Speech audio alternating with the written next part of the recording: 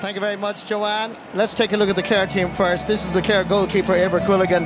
He's from Feakle and won 2 All-Ireland under-21 medals. Under Brian Lohan, he became first-choice keeper, lost his place this season, and then won it back for round 2 of the Munster Championship against Limerick. He's definitely going to be tested this afternoon. Unfortunately, Conor Cleary hasn't recovered from a dislocated shoulder he experienced against Cork on May 21st last. His place now goes to Smith O'Brien's Cian Nolan. His cornerbacks will be Adam Hogan and Rory Hayes. John Conlon's transfer from attack to defence in recent years has been a massive success, and he will once again wear the centre-back jersey. His wingmen have been fantastic in this championship, Diarmuid Ryan and David McInerney. All-star midfielder 2022, David Fitzgerald from Heineken Namona, has formed a very strong partnership with Colin Malone, and once again their displays in centre field will be crucial. Tony Kelly leads the Banner County attack, and as we all know, when he's on fire, Clare are on fire. Peter Duggan and especially Aidan McCarthy have been outstanding so far. Clooney Quinn's Ryan Taylor can play anywhere, while the other two on the full forward line, Shane O'Donnell and Mark Rogers, are proven match winners and goal scorers, and on any given Saturday evening or Sunday afternoon can be brilliant. And of course their opposition is All-Ireland and Munster champions.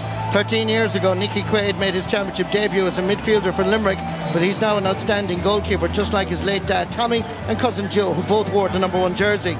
I often think Dan Morrissey is an unsung hero at fullback for Limerick. He's been rock solid in the number 3 jersey, quietly magnificent and well supported by 2 great cornerbacks, Mike Casey and Barry Nash. It is undoubtedly one of the greatest half-back lines in the game of hurling, and I don't say that lightly. Dermot Burns, Declan Hannon the captain, and Kyle Hayes. They really are the magnificent 3. Enough said. One can't say enough about the Limerick centre field. Darragh O'Donovan and William O'Donoghue have formed a great partnership in the middle of the field that other counties have tried but failed to master. Late change in the half-forward line. David Reedy is going to play at centre-half forward in place of Carl O'Neill. His 2 wingmen, Gearóid Hegarty and Tom Morrissey, are 2 of the best in the number 10 and number 12 jerseys. The full forward line for Limerick is quite simply awesome. Aaron Gillan is as cute as a fox, while full forward Seamus Flanagan has scored 4-7 in 4 games. But Peter Casey is out, and his position at top of the left goes to Graham Mulcahy. Teams and management to the Mackie stand, please. Yeah, so quite a few changes. Joe, you were obviously a very experienced top forward in the game. You're getting ready to play in a big final. You find out that it's a young lad, a very well respected and thought of young lad who's coming to mark you on the big day, as is quite likely to happen with Aaron Gillan and Adam Hogan. Would you be relishing that? It's hard to know. Sometimes you're better off knowing what you're kind of going to be against in one way. When you're marking a new guy, you don't know what way he can be. Like, I think it's even better for Adam Hogan or Cian Nolan, whoever's going to pick up Aaron Gillan, that like they need to be a little bit worried about him. I think Gillan would have probably favoured Conor Cleary in there because he knows him, he's marked him so many times. So sometimes you can be a little bit nervous not knowing who you're going to mark as well at the same time. They don't know either, Joe. They don't know who they don't know. No. We used to know. We'd see the team in the paper, you'd know who you'd be marking. But like now, you haven't a clue. Yeah, and on the other side as well, like you have Graham Mulcahy and David Reedy coming in. It's their first starts this year. I'd say John has put a massive emphasis on, Peter coming off the bench, Colin O'Neill coming off the bench. So it's a big day for the 2 of them as well. I know Graham is around a while. You're forgetting about Cian Lynch, are you? Cian is still there as well. He's in the back pocket. He's all right, isn't he? I love how you perfectly. But like it's funny. Any other team couldn't afford to leave Cian Lynch out of the team. If it was Tony Kelly the other side, he'd be playing. Well, it's not a 100% Cian Lynch. I'm sure if he was right at the peak of his powers, there's no chance that But the point is, if Tony Kelly was only 50%, he'd be still playing. Cian Lynch is probably 80%. We'll see. Will Carl Mannion play later on?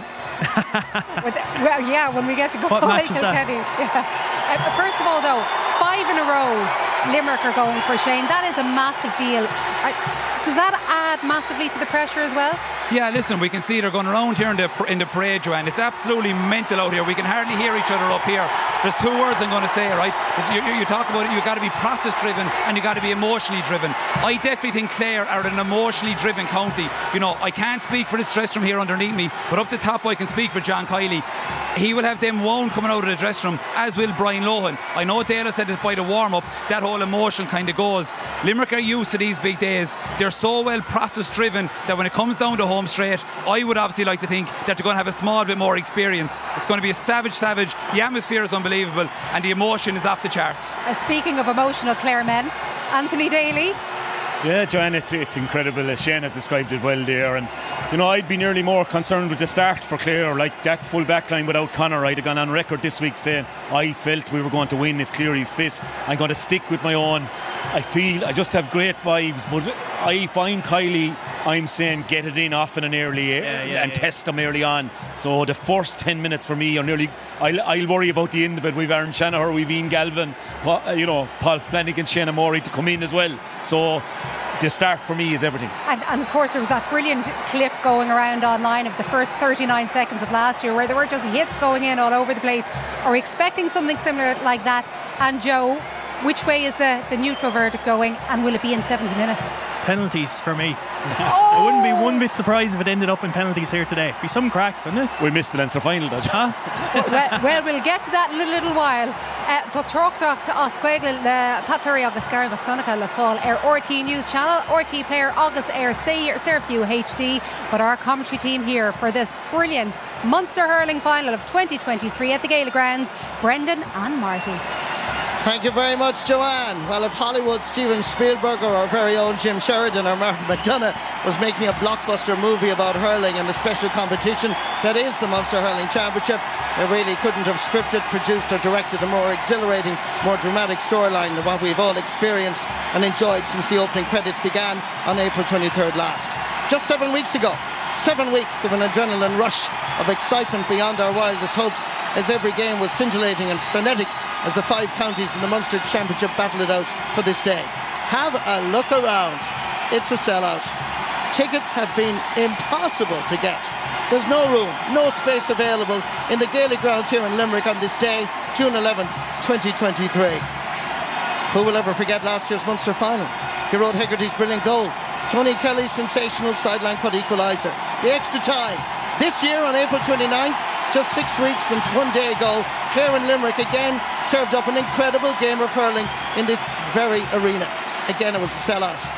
The Banner County this time won by a point. So don't expect this to be easy on your nerves. It's Limerick against Clare.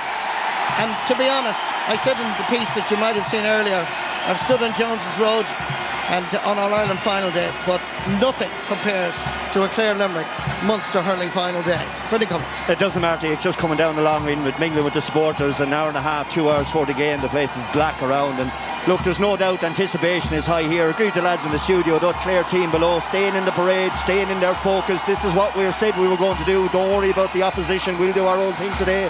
Kind of a statement. That's what they have to do. The first 10 minutes here, Marty, are going to be absolutely key. And when Nolan is tested inside in the full back line or wherever he is around the pitch, if he wins the first ball, the banner roar will go out of the stadium here, and Clare might be on their way, but it's going to take a little bit of luck, I think, for one of these teams below us to jump the fence, but it's going to be some games. There is an incredible bond between Clare and Limerick people, between the neighbours, like a love of Munster rugby and Thomond Park that I can see in the distance. So many employees at Shannon Airport from Clare and Limerick sing songs at Dirty Nellies, Wild Nights in 13, love marriages. These neighbouring counties have it all, but for the next 70 minutes everything is forgotten about as the most important issue is sorted out: the Munster hurling title. It's going to be a pause here for a moment for the late Teddy McCarthy, died during the week. An incredible player who won 2 All-Ireland medals hurling, 2 All-Ireland medals football, Texaco Footballer of the Year 1989. And of course will always be remembered for being the only player to win All-Ireland medals within 2 weeks of each other. September 1990, when Cork won the All-Ireland hurling title beating Galway and the All-Ireland football title beating Meath. We pass on our deepest sympathies to his wife Una, daughter Sinead, sons Cian and Niall, and everybody here, much loved, much admired Teddy McCarthy, whether we're from Cork or from any other part of the country. We pass on our deepest sympathies.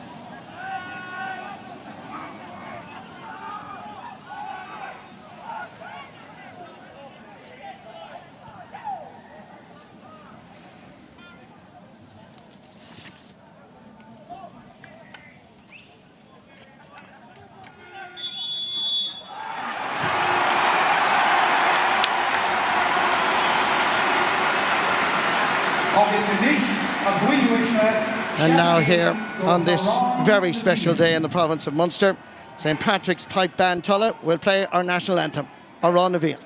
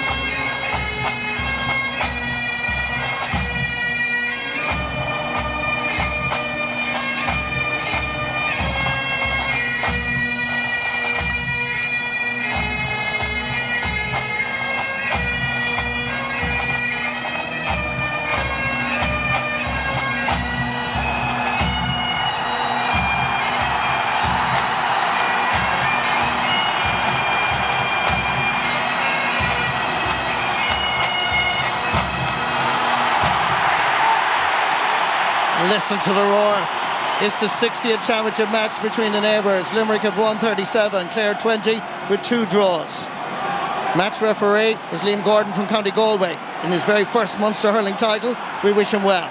Limerick won the toss, playing from right to left. This is about pride. This is about bragging rights. Who's it going to be? Clare Limerick. Away we go. The 2023 Munster hurling final.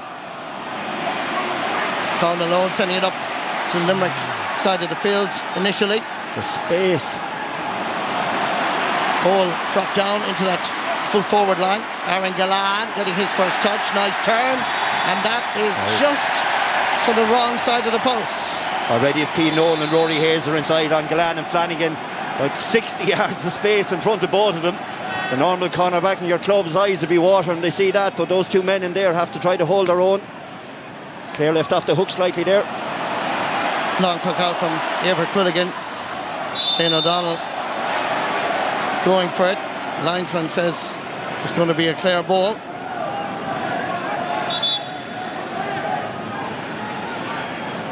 Mark Rogers is coming across to take it. Scored a sideline actually in that round robin championship match against Limerick. It was a little bit closer if I remember correctly. Cuts it in well, aiming for Peter Duggan. He gets a hand to it. Knocked away, comes first Dermot Burns. Needs pulling it quickly out for Garrod Hegarty. Goes long. David Reedy chasing this. Staying with him was Paul Malone. Clare win the ball back into the centre. Adam Hogan playing in his first Munster final. Won a hearty cup, of course, with that great win, St. Joseph's Tulla. Mark Rogers. The hits are already going in. Clare hoping to open their account. Shane O'Donnell has the overlap, pass inside. Oh, beautiful Dermot Burns.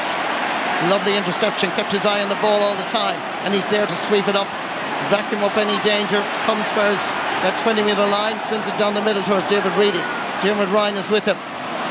Nice ball, good vision. Over for his Tom Morrissey. Is this the first score? The Limerick fans like it. They love it more when the flag goes up to indicate the first score of the game. They do, and it was David Reedy was the out ball. See a flick on there from Burns. Great ambition from Clare, Marty, it has to be said there. There was an easy point on, but they decided they were going for a goal. In fairness to Burns, he got the flick away. 2 simple passes into that man's hands, and steady and score now for Limerick. Interestingly as well, inside, Tony Kelly and Duggan are gone inside as the 2 for Clare. Eibheart Quilligan going long again, aiming for Peter Duggan, doing a Limerick trick in it as such. Nicky Quaid has been aiming for Garrod Hegarty for many seasons. It's worked beautifully for them. Clare trying to do something similar with that long puck down towards Peter Duggan. John Conlon is there, has the time to compose himself, send it out to the wing. Limerick attack, good work by Kyle Hayes. Never wait for the ball. We're all taught it at under 12s and under 14s. Kyle Hayes learned that when he was a young boy in his parish. Go for it. That he did, and John Conlon is sitting back there now, so the first 30 seconds or so is just them finding their feet. You can see Kyle Hayes nipping in there. Really expect him to get that in his hand, but in fairness, Dermot Ryan did really well to get back and get a flick on it.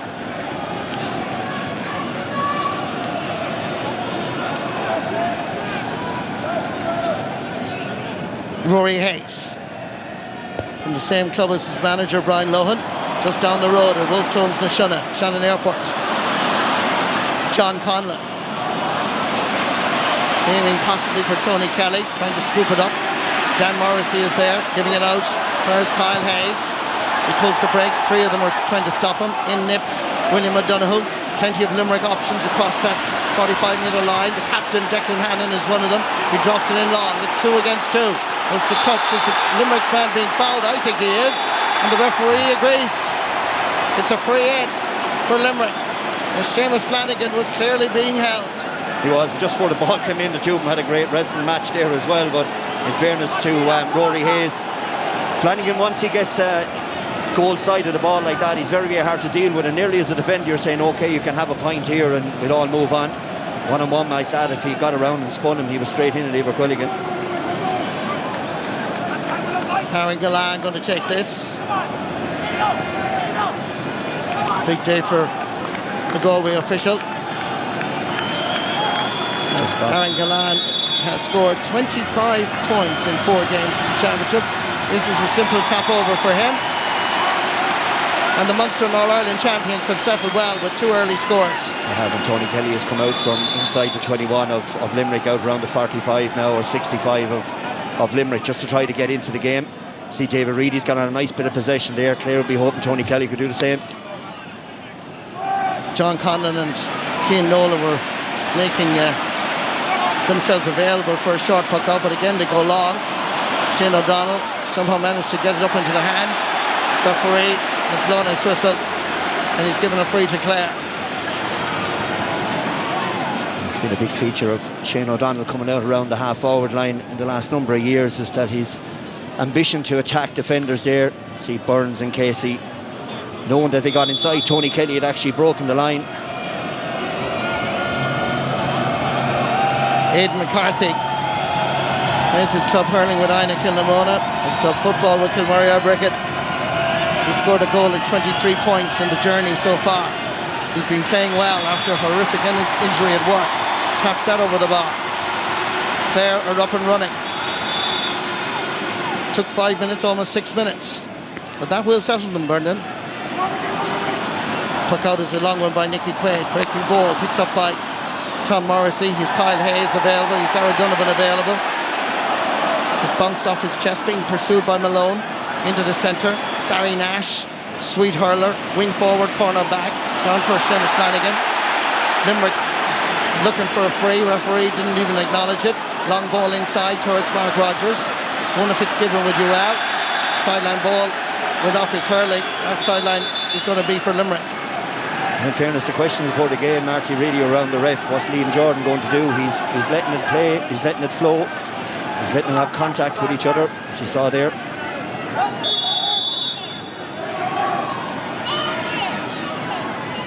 Barry Nash going to take this. Won his first All-Star back in 2021. Little touch on by Graham Mulcahy. Great wrist work, just knocking it back. 24 Mulcahy, 26 David Reedy, 13 Aaron Gillan. Nice combination. 10 is Gearóid Hegarty.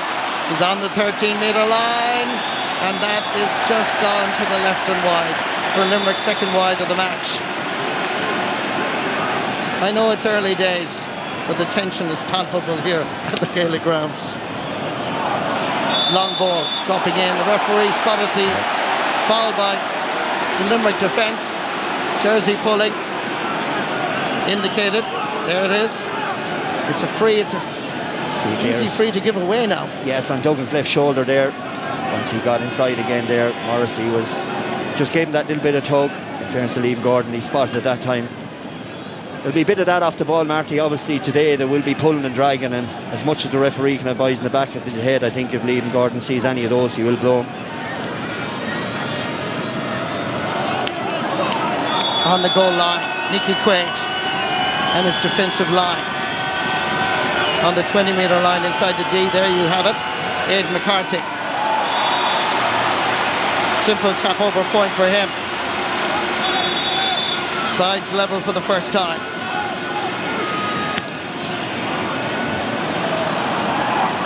Nicky Quaid again aiming for this man. Gerard Hegarty in the centre. William O'Donoghue under pressure from Ryan Taylor. Aimed at number 13, but he plays outfield normally.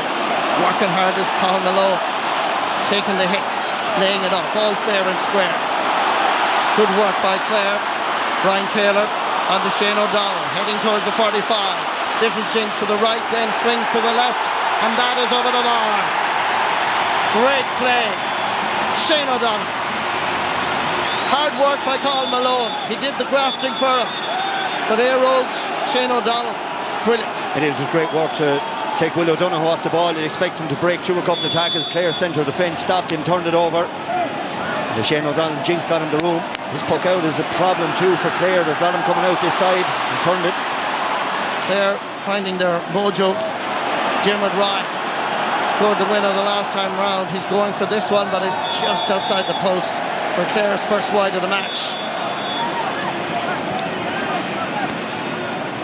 Nicky Quaid again aiming for Gerard Hegarty, battling with David McInerney. Little chip up, second time round does the trick. Has the support if needed, and he does, of Adam Hogan. Lets back the shoulders, breathes in the oxygen, lets fly, hits the slither, dropping in as far as Nicky Quaid, sending it down towards David Reedy, unmarked momentarily. Backfires Kyle Hayes. It's all go at the Gaelic Grounds as we anticipated. John Conlon just couldn't reach it. He's there now. There's a collision, and the referee, I think, I can hardly hear, to be honest with you, but I think he acknowledges that was an accidental collision, and he has blown his whistle. It was accidental there. Both players had their eye on the ball. Obviously, Marty, in a game like this, they're not going, no one's going to stop. Two of them looking in at it there and just clashed into each other. Hopefully John Conlon's all right. He looks the most shook of both parties. Just winded, I would expect. And we all remember when John Conlon was unable to play against Kilkenny in the All-Ireland semi-final last year. It really upset the balance and the rhythm, and well, to be honest with you, Clare never recovered from losing their All-Star from 2018. Brian Lohan will be concerned about his centre-half back from Clonlara. Full credit to Brian Lohan. He's really done in his 4 years a great job with this Clare hurling team. He has, and he's sprinkled consistency across all they're doing.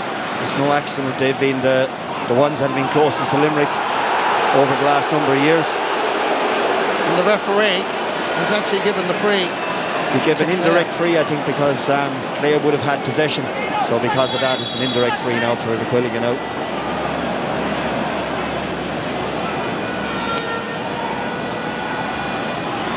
Dropping on the edge of the D. Oh, Peter Duggan, great hands. They play handball down in Clooney. Quinn and Kilkitchen needed that skill there. Giving it out for his Ryan Taylor. Turning, making room, uses the short grip. It looks like it's on its way. Oh, beautifully judged. Ryan Taylor gets his first point in the Munster final. Look at this for skill. The wrist work, the balance, uses the short grip so he couldn't be hooked. Ball comes down for Aaron Galan. Looking at the post. Normal service surely has resumed with Aaron Galan. Second point of the game. It has, and that space, 40 yards outside Galan or outside Flanagan. This time he makes hay with it, and in fairness to Keane Nolan's not much he can do, just make sure it's just a point is all is conceded. He normally have expected one of his wing backs to come back and cut him out. Target is Colin Malone. Line ball going towards Clare this time. Peter Duggan spent a little time in Australia a few years ago and was welcomed back, of course, to the fold when he arrived.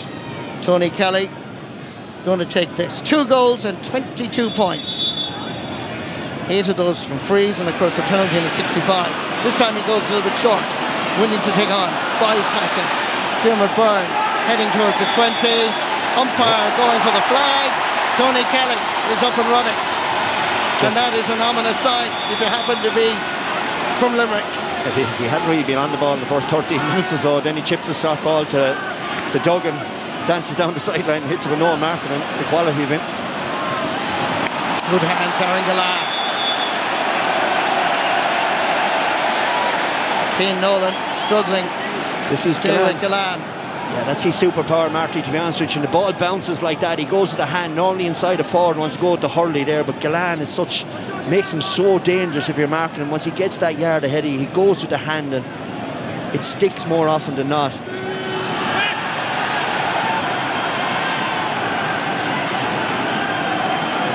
And interestingly as well, as Dermot Burns, who's taking the free from between the 45 and 65. Normally he's from 100 yards out. Obviously Aaron Galan has decided that Dermot will be the man. He's staying away from the frees. These ones anyway. Getting a rub of the towel, because I can assure you it's very warm here in Limerick on this beautiful June Sunday. Dermot Burns hits it, but didn't quite connect. It's harder, Marty, when you hit frees from 50 yards, 60 yards, you're used to hitting from 100. You don't know, do you lash him over the bar? He tried to nurse that one over and just pulled it left. Again, Eibhear Quilligan goes long. Declan Hannon underneath it. Here comes Peter Duggan, trying to knock it back. Stalemate. Nicely picked up by Paul Malone. Giving it back to Dermot Ryan. Oh, my word. What a score. He's been doing it all summer long. All the way from Cracklow, about 4 or 5 miles down the road. Some score. He missed one earlier, but it shows the form the man is in. Says I can still have a go. Backed himself. Great score. His brother Conor, of course, was man of the match in the All-Ireland final 10 years ago. That's Conor Ryan. His younger brother is certainly following in his footsteps with a score like that. Yeah, Reedy did really well there on that puck out, Martys, and went to the far side of the pitch. You watch him slowing down here. He can see Conlon coming. Just pulls on the brakes. John Conlon piles into the back of him. It's just that bit of cuteness, I suppose. He gave a little look over his right shoulder. Aaron Galan has come back to take this. Made his debut against Clare actually back in 2017. He's won a few All-Stars since. Just outside the 45, there you go. That's the angle. Never in any doubt. Third point of the match for the Patrick Swell club man. 2-point game with almost 16 minutes gone. Tony Kelly surrounded, no free. Clare crowd were looking for it. Play on. Now the free is on Dermot Ryan. I think, to be fair to the referee, I think he was watching to see what would happen, because he did put the whistle up to his lips. He did, and it's the way our game, I suppose, has gone is just in that 10 seconds there, where it's body on body. It looked like a shoulder hit on Kelly. Play on, no free, and then it's just an arm over the shoulder that Tom Morrissey, I think, put in there, and it gives a free. Look. A little bit further out, a bigger challenge for Aidan McCarthy. Long way from the Limerick City goalposts. Too much of a challenge, just to the right and wide. Second wide of the match for the Banner County. They've come in their thousands, the people of Clare, just down the road. Short ball fires Barry Nash. David Reedy. John Conlon with it. Barry Nash on the return. South Liberties man into the space. Good ball for a forward, but well won this time by Cian Nolan. He has the slither in the hand. Gives it to Malone. Trying to stay within the white lines. Gives it back, fires Cian Nolan. Smith O'Brien's club in Killaloo, a club that produced the late great Axel Foley and Keith Woods and so many stars. Giving it long, dropping it in towards Peter Duggan. Was he being held? The referee concurs. It was. Duggan rolled Casey lovely there. Casey, in fairness, had to grab just above the togs to hold him back. There's the referee spotted a great ball in. They know the matchup inside here is Duggan. Casey's going to struggle. Casey's left hand there. He just had a little tug on Duggan's jersey. Yellow card as well. The last thing you need, 17 minutes in. Yellow card for the corner back. Brendan Piershig would be disappointed to be shown a yellow card for that particular soft enough challenge. Yeah, to be fair, so. Brendan. It didn't strike me as a yellow card there. No, I didn't think so. It was a goal scored and thread, it'd be a black card, but look, it's a harsh enough one. Aidan McCarthy going for his third point. Confidence restored. Service, normal service restored. 18 and a half minutes gone. Clare, the challengers, leading by 3. Tom Morrissey waiting for the break, and it came his way. Graham Mulcahy surely held. The referee agrees, and that is a free for Limerick. Set puck out from Limerick as well. High and Tucker Hegarty breaks it down, and then Morrissey gets and gives it over here to Graham Mulcahy. In one way, Brendan, both teams are giving away soft enough frees. I mean, Mike Casey's free, Dermot Ryan's free. You're better off maybe going with your body, because the very minute you go with the hand and give any time the tug, the referee seems to be very hot on that. But if you can get body on body, it seems to be the way of play on.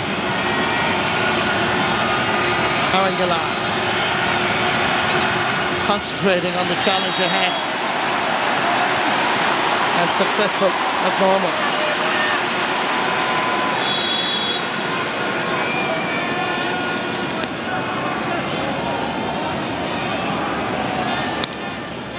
Eibhear Quilligan goes long, aiming for Peter Duggan down the middle. Dan Morrissey is there. Slipping is the fullback from Aha. Getting the ball out just a little bit. Dara Donovan receiving the pass from William O'Donoghue. Gives it back in turn towards Casey. Barry Nash. Intercepted, just getting a touch, was Ryan Taylor. Picked up by Dermot Burns. Play on, says the referee. No foul given. Sent forward. Over towards Dara O'Donovan. His feet are almost on the sideline, and he's still going for it, and he's got it. Brilliant play, Dara O'Donovan. From Doon in County Limerick. An exception. Look where he is. Yeah, it's an unbelievable score. They're right out on the sideline. Ball down towards Shane O'Donnell. Kyle Hayes pulling on it. It was fair game. The ball was loose. The Morrissey brothers combine. Tom to Dan. Back in more familiar Terry wing back. Eibhear Quilligan has to come off his goal line. Eibhear Quilligan is tripped, and that's going to be a free out for Clare. Yeah, the normal wrestling match we saw against Cork with Galan inside is happening again, but in fairness to the Clare defender in there, Keane Nolan's doing really, really well. Free is quickly taken. David McInerney. Adam Hogan. Back to McInerney again. He did well to control it. Needs a bit of support. Pulled on first time. Ball given away. Good work by Limerick. Kyle Hayes. Unmarked. Gearóid Hegarty. Not a good thing from a Clare perspective. Pucks inside. Shoots and scores. Brilliant play, Gearóid Hegarty.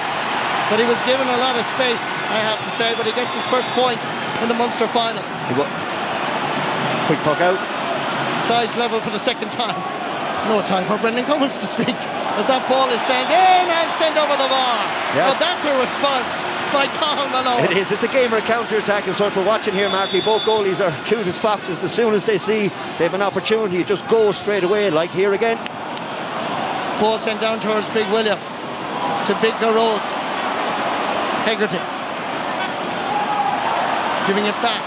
Let his dad actually outside. What a great hurler his dad was as well. Kyle Hayes heading towards the 45. We've seen this so many times. Putting it in. Half blocked. Good work by Dermot Ryan. And sent out in turn Farrell's David Fitzgerald. Skipping by his own 45. Plenty of Clare players looking for the pass. He goes long towards Peter Duggan, trying to get in. Nicky Quaid comes out with the ball. Good work by the keeper. Farrell's Dan Morrissey in control. Sending it down towards Dermot Burns. The play opening up into the centre towards William O'Donoghue. He's on his own 65. He drops it into the space again towards Aaron Galan. Galan, slither on the hurling, turns, given the space, given the time. This man can inflict serious damage to opposition, but not on this occasion. He normally is just outstanding. Puck out is quickly taken again. Did it go out over the sideline? Linesman says no. Limerick supporters were looking for it. Rory Hayes did well to collect it. 2 against 1 here. Trying to chip it up. Pushed away by Declan Hannon. Fairly, squarely. Good work there by Kyle Hayes. Clare fouling. Limerick free. Yeah, Aidan McCarthy wanted to just get over it. There's no place to be flicking it up like that, especially with Hannon or Hayes floating around you to just nudge you out of the way. There's the pullback. Free is quickly taken again by Barry Nash. Over towards Dermot Burns. Down the wing. Towards Tom Morrison. Was that a push in the back? I would have thought so. Dermot Ryan. Referee said play on. Body on body, Marty, you'll get away with that, seems here today. Ryan Taylor was waiting for it. Mark Rogers is on the run. He takes the ball. He sends it over the bar. The people of Scariff, the people of Clare will be celebrating, and one of their best up-and-coming stars is a star now. It's Mark Rogers. So sharp to be out in front of Nash like that, just over the shoulder without a thought.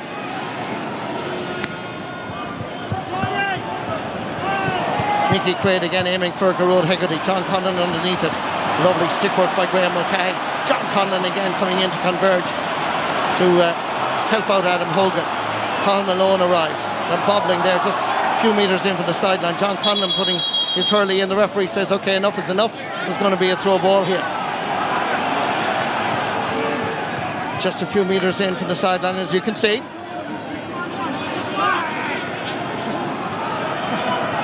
Liam Gordon bringing it forward just a little bit. Game played in a very sporting manner, despite all the hype and the tension. It's all hands on deck, but being played in a very positive way so far. Referee is given the free and giving it to Clare. Yes, I think it's Tony Kelly's second touch there after the point. And he gets it here. You can see the drag back is what the referee blew Darragh O'Donovan for. And again, Tony has decided to hit this from inside his own 45. It's a long ways back.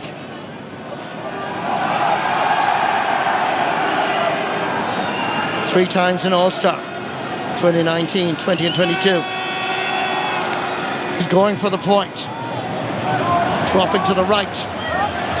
And it's gone wide. Yeah, he's trying to get in the game, I think, Marty, by going back that far. He hasn't really been in it. He's shown, but they can't really get the ball to him. A bit too far out for Tony's range. Nicky Quaid again, aiming for Garrod Hegarty. David Fitzgerald intervenes. Lovely hook by Graham Mulcahy. Fitzgerald there battling. Barely keeping it in. His body is outside the line, but the ball is not. Shane O'Donnell gets the pass. Says thank you very much, David. Goes towards the Limerick goalpost. Intercepted beautifully. Ball comes back towards Clare again. Good work on this occasion by Tony Kelly. Sent in by David McInerney.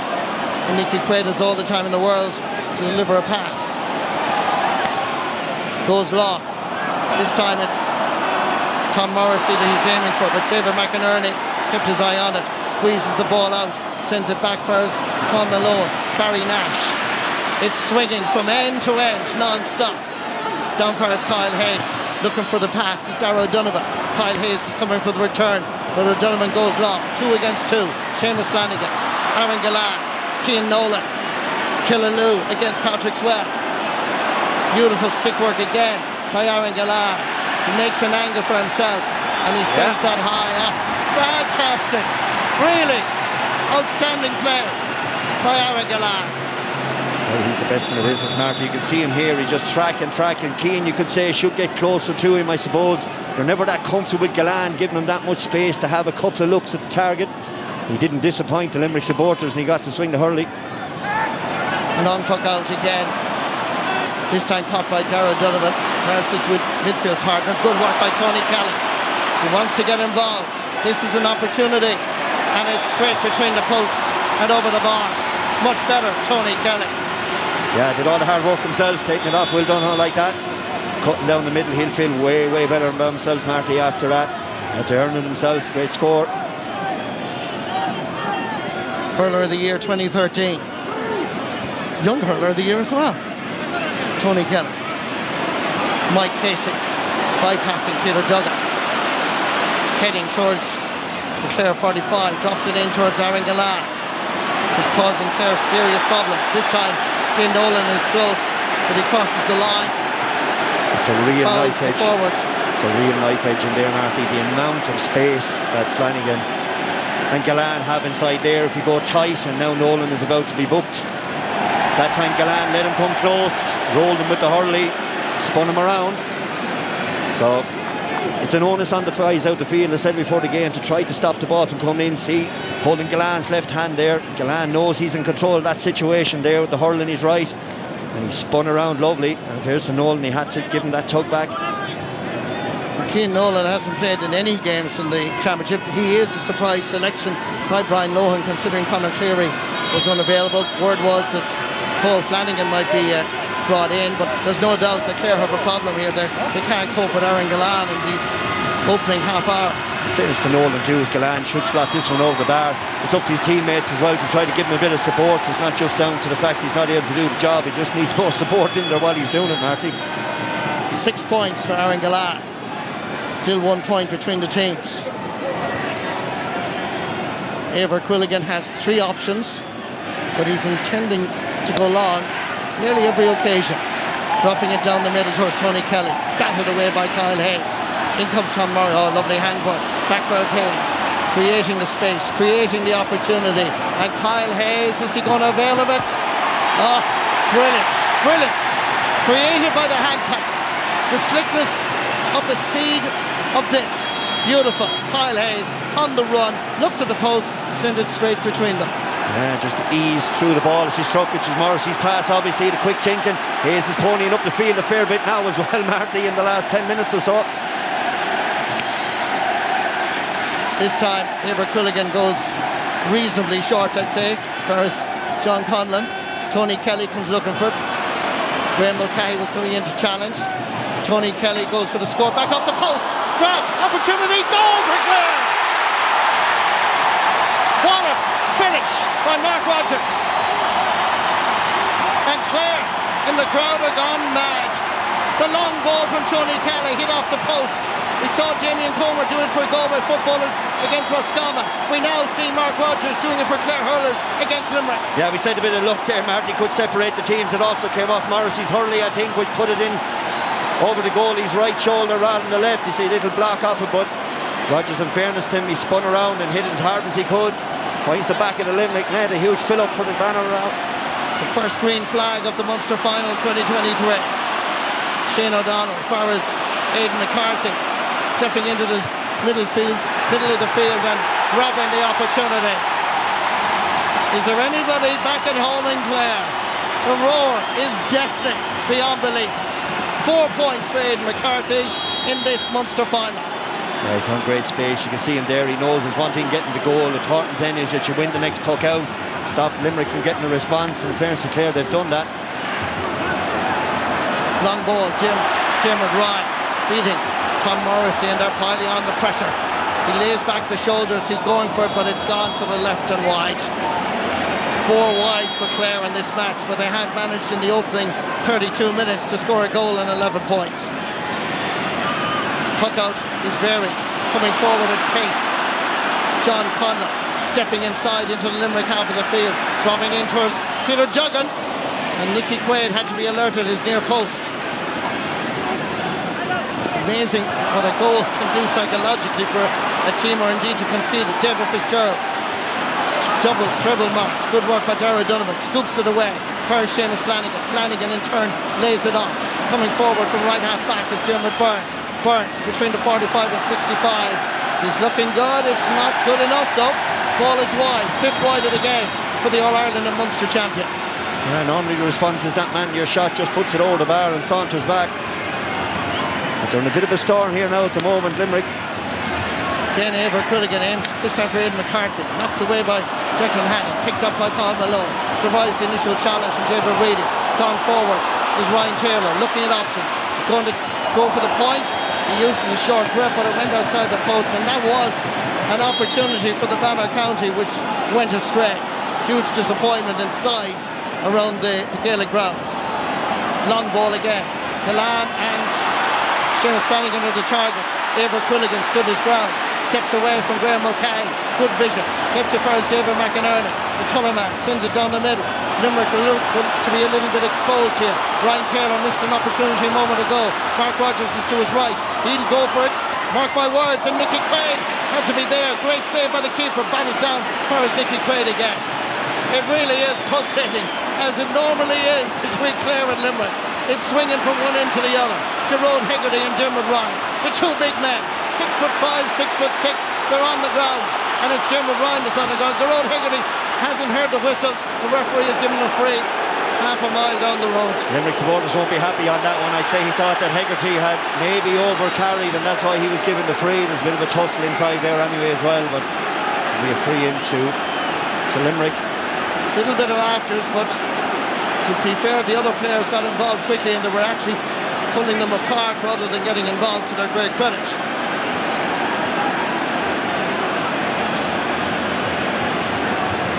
Liam Gordon and of course Gerard Hegarty have met before in this Munster Championship campaign. Just explained to Gerard there as to why he pulled back the free. See it here when Hegarty gets inside. There's the initial free, and it was just steps then, I would think, after that. But if you're in the stand from Limerick, you're wondering why the advantage wasn't played longer.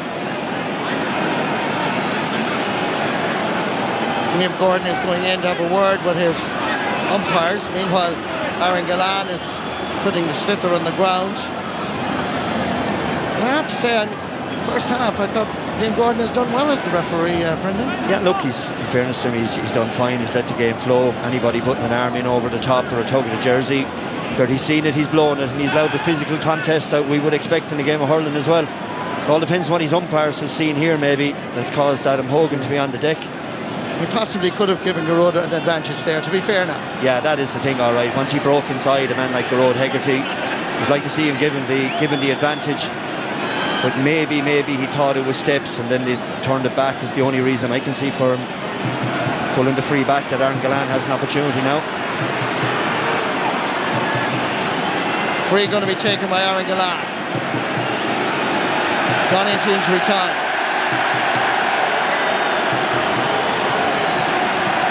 And Liam Gordon is actually looking for Gerard Hegarty.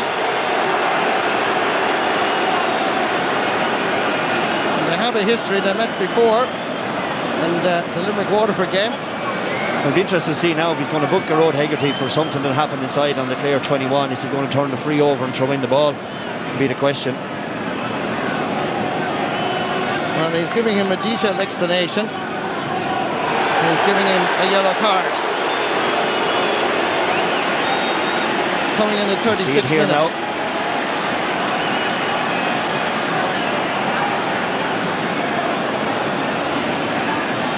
I don't think there was anything in that. There wasn't a huge amount in it either way now. The Clare defenders, as you'd expect, were saying to Gerard how you didn't get in for a goal. He was claiming that I was pulled back too soon. It's harsh enough yellow there, I think. I would agree. As Aaron Gallan sends that over the bar for his 7th point of the game. I think, Gerard Hegarty was getting a rough time from the Clare backs there, but he was picked out as the Here's one. the goal opportunity then. Yeah, exactly, he was. But for them, for that minute or two here, we see the goal chance. That Limerick defence was wide open now. And seldom you get a shot planting your feet on Nicky Quaid, but he did really, really well to get down to save it. Good work by Dan Morrissey. Flicking it on towards Kyle Hayes. Shoves off the shoulder of David Fitzgerald, but he takes too many steps. Free to Clare. Adam Hogan, Peter Duggan, you name it. Shane O'Donnell, Fitzgerald, all around the ball carrier, all trying to turn him over. It's moments like that as well when you're down there, Marty. It gives you a huge lift when you can get someone like Kyle Hayes to overcarry like that. Aidan McCarthy has come out to take this free. He's inside his own 65-metre line, as you can see from that camera angle. This to give Clare a 4-point advantage going in at the break, surely. Hits it well, dropping in, and dropping to the wrong side of the post. I wonder, is Jim O'Brien able to hit frees from that distance there? The breeze seems to have picked up, of course, slightly there, but if we call half-time now, Marty? It's been a pulsating opening 37 minutes. with Mark Rogers scoring that goal after half an hour, the essential difference between the teams. The atmosphere is electric, the tension is palpable, but we have reached halfway. For Brian Lohan, he must be well pleased with his team. They have performed well after maybe just a little bit of nerves at the beginning. But look at the scene, look at the arena, look at the Munster hurling final, and thankfully there's another half to go. Half time, Clare 1 goal, 11 points. Limerick 11 points. We'll be right back with analysis and Joanne after the break. And I think Eibhear Quilligan has done really well. The previous puck out to this one, Joanne, he went long down the middle. Kyle Hayes just won it easily. He has to stay brave, and that's the key. Went to John Conlon. Tony's just shooting for a point.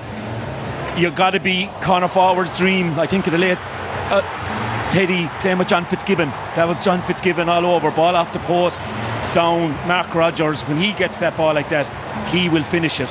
I think the key thing for me there, though, is Eibhear Quilligan has to stay brave with the puck outs. He has to say, if there's a guy on 15, 20 yards of space, I've got to hit him, because if you keep lumping down on Burns and Hayes and Hannon, you won't get the return. But if Mark Rogers, he's 1-1 got now from play, so he must be saying inside in that dressing room, this is my day here, come on. Yeah, well, and he got in again, Joe. Yeah, he got in again, and same thing again, working the ball out, Clare, going through. Like Ryan Taylor, as Anthony said, he had a chance before this.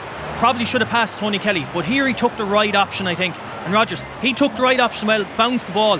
Unbelievable save from Nicky Quaid. I don't think people understand, that's the hardest shot for a goalie to save. Back up the field, Garage catches or breaks it to himself, goes through, probably fouled there, advantage probably, he had a bit of steps, fouled again here. Now, probably like what happened after here, he kind of trips him more so than that and picks him up a little bit. I think in fairness, when you see it from behind here, probably got a knock in the head. I think he just got his left arm under the leg, picks him up. Now, I think Adam Hogan played a little bit as well. He kind of, you can see him on the ground, he's okay, but he want to be careful. You know, he's obviously a looked at man, so he'd want to be careful with what he does. I think a yellow card is enough. I don't think it was a red or anything like that, but just no need for it. I wonder if you've ever been picked up a little bit by Gearóid Hegarty. You do not look like a happy man, Shane Dowling, and you turned around about 10 minutes from the end of that half and you said Galan is the only thing keeping them in it. But he is. I mean, like Limerick, you know, they've 11 points got. He's got 7-2 from play, but he's actually won a lot of the frees as well. And when Limerick have had the luxury of getting out, you know, Clare are working hard, but one easy ball to another. David Reedy, they have to spray the ball into the corner. You can see the space there. He robs a couple of yards. And in fairness to Cian Nolan, listen, it was a massive decision by Brian Lohan to fire him in there on top of one of the most foreign forwards in the country. And in fairness, Aaron Gillane hasn't bet up a stick. Again with Dara Donovan, we can see they're targeting that space. The Clare boys inside, they're trying to keep tight. But this is just unbelievable skill. There are some things that, you know, you can't allow for. He's on fire as well. Yeah, he's on fire. He brings the ball out over the shoulder. But, you know, Cian Nolan, in fairness, he's trying his best. You know, we can see here in the next clip as well that Mike Casey, modern day full back, had nothing on from the puck out, ran up the field, ball in super turn flick and taken down by Cian Nolan. But you know, I think it's probably the story of the game, being honest. I know people at home might have the luxury of seeing what's going off the ball. In both full back lines there's a lot of pulling and dragging. Mike Hasty got a yellow card here, he eventually got a yellow card here. You know, Gearóid got a yellow card for what he done. I mean, if that's the yellow card, there's a lot more people out there that could have got him as well. But overall, I think Clare are marginally the better team. 11 points, Aaron has 7 of them. There's a lot of players underperformed for Limerick, and I know they played well there a couple of weeks ago against Cork, but you know, I wouldn't be too confident as it stands right now. Yeah, but he is keeping them in it. But I think the Clare half back line, Diarmuid Ryan and Tom Morrissey, we spoke about it before, and Diarmuid Ryan is coming way out on top on that. And Davy Mack as well, catching a few puck outs, turning the ball over. They're having a massive say on this game. They haven't hit the heights yet. Neither side have actually played unbelievably well. We still only have 111 to 11 points. Usually these matches are 16, 17 point games at half time. No, but we do have plenty of hurling brains knocking together in dressing rooms at the moment, so it'll be very, very interesting to see what they come up with. Straight to Croke Park after the mayhem in Limerick. Kilkenny with some key men missing from their team, going for 4 titles in a row, but of course they're first under their new manager Derek Ling as well. So they've arrived at Croke Park. It's Galway they'll be facing. No sign of the tribe there just yet. That has a 4 o'clock throw-in, so we'll be heading over there once this ends. Clare on top, remember, by a goal against Limerick. Limerick underperforming. Shane, the three of you have been chatting about what will change, what should change, what has to change. What have you come up with? Well, on the Clare side of it, I think they have to put Adam Hogan back in Nairn Keane Olan's and a yellow card now. I mean, what are John and Paul and the management team saying inside? Will he pepper ball inside to Aaron? Your man is on a yellow card. The one difference I see today, that they done against Cork is they hit high ball in the top of Aaron against Cork, and he caught a couple of them. He hasn't really got any, he's got great low ball in and he has done damage with him. The opportunity for goal just haven't been there. On the Limerick side, there's Cathal O'Neill, Cian Lynch and Peter Casey to come in. I mean, what a trio to bring in. I don't think they'll make a substitution half time. They'll probably wait for 5 or 10 minutes into the second half, wait for the crowd to get involved, bring them all on, and they probably have a stronger bench than Clare have. But if I was Brian Lohan, you'd have to be worried about Cian Nolan, the full back. Shamie Flanagan got 8 points in last year's Munster final as well. We haven't seen a huge amount of him, Joe. No, there hasn't been, but I think they're more targeting Aaron Gillane today more so than Shamie. Like, there hasn't been much ball going into him as such, but as Shane was saying, I'd say they'll change it up a little bit. Maybe they'll run it a little bit more, maybe they might go long. Like, at times they've often changed at half time, changed up their tactics, run through the centre and then get runners going from deep. Now they're hitting a little bit crossfield ball. I think if they do go long and into the goals, they could get a goal or two with Gillane in there. Clare, of course, they haven't hit their top form either, have they, Anthony? Have they a lot more in them, do you think? I think they have, Joanne, and I think the chance is there now. If you're in that dressing room, you're saying, lads, kick for glory here, 25 years, what a chance in front of us. I do agree with Shane, we have issues in the full back line. Maybe young Hogan to go back. You have Shane Moore, you have Paul Flanagan. But I think the forwards, nobody really has taken it completely by the scruff of the neck. They've all had their moments. Ryan Taylor started great, Shane O'Donnell started great, Tony was quiet, Tony kicked in with 2 points, hit the ball off the post. Aidan McCarthy got the last score as well, so look, the chance is there, and hopefully from our point of view the lads will go all out now to try and bring it home. You may not realise it, but just a reminder that this is being played in Limerick, despite that massive cheer that you heard for the Clare players who are returning to the pitch. They are leading by a goal, but of course that sort of a half-time deficit means nothing these days. Let's head back for the second half to Brendan and Marty. Thank you very much, Joanne. Yes, we're looking forward to this second half. Full house signs have gone up around the grounds here at the Gaelic Grounds, and certainly tickets were almost impossible to get. I know people are watching all over the world. The recovery, and I hope you enjoy it. The second half of the Munster final. We are thinking of you as we start this Munster hurling final second half with just a goal between the sides. Clare having managed 1-11, 1-8 from play. Here's David Reedy setting about their stall in the early stages. Good score, very good score. Yeah, that's his skill there. He finds pockets of space. Look on the right of your screen there, you'll see David Fitzgerald is over on Kyle Hayes now at the start of the second half, and he's coming back down the pitch a bit. No changes on either side as the ball drops down. Breaking ball picked up by Declan Hannon. Quick hands for Barry Nash. Kyle Hayes. Barry Nash has gone for the return. Hannon goes down the middle channel. John Conlon, despite 40,000 people, I could hear him say leave it, and Rory Hayes did. That's a good ball to Tony Kelly, but his first touch left him down. He recovered well. Can he get inside the road? Hegarty, still Tony Kelly, protects himself from the challenge, but he hit it too sharply, too much to the left and wide. Disappointment for the Ballyea clubman. It was just when he didn't get the first ball to hand, he was always going to be under pressure with Hegarty following him. Just to follow that statistical trail, by the way, Limerick scored 11 points in that first half, 6 from play. Kick forward fires John Conlon. David McInerney is calling for it, but David Reedy seemed to have been challenging unfairly. Yeah, and whatever bit of a breeze there is in it, Marty, with Limerick now, you can see that last delivery from Nash. It went long and high in. Granted, it was swept up here by Conlon, but they will be able to get that ball in that little bit longer now. Yeah, I see the flags over the stand at the far side blowing a little bit more strongly. You can see the hills of Clare in the background from our camera angle as the ball drops in. Peter Duggan chasing after it. Nicky Quaid underneath it. Safe as always. Under a bit of pressure. Lays it off as Dan Morrissey. And Nicky Quaid was being fouled. So there's a free out for Limerick. Good hands as always, keeps his eye on the ball, Nicky Quaid. An exceptional goalkeeper and very much part of Limerick's success story over the last number of years.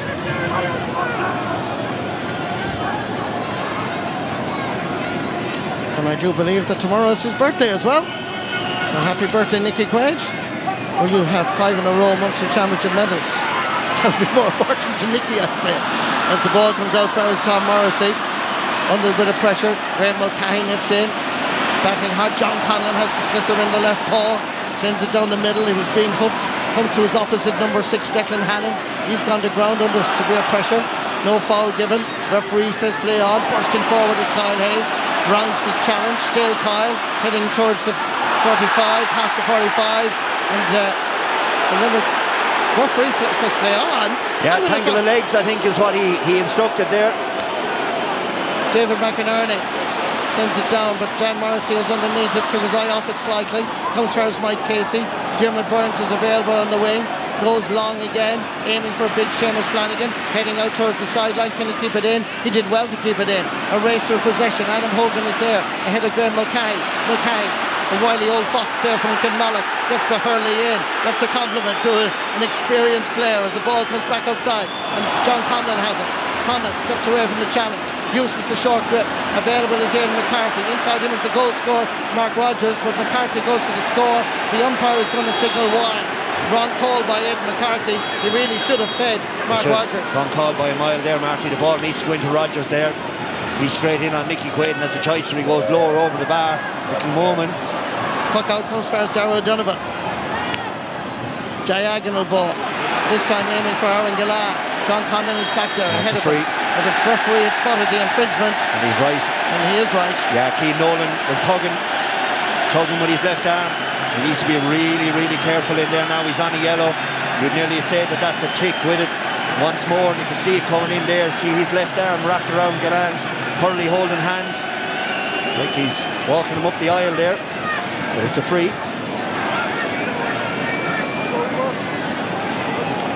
I think Brian Lohan will have to make a change there. Yeah, they're talking underneath us here now. It is a problem, and he's on a yellow. It is the backroom team. Decision will have to be made here now to make a change, I would suggest. Aaron Gillard lifts and strikes, puts that over the bar, adding to his 7 first half points.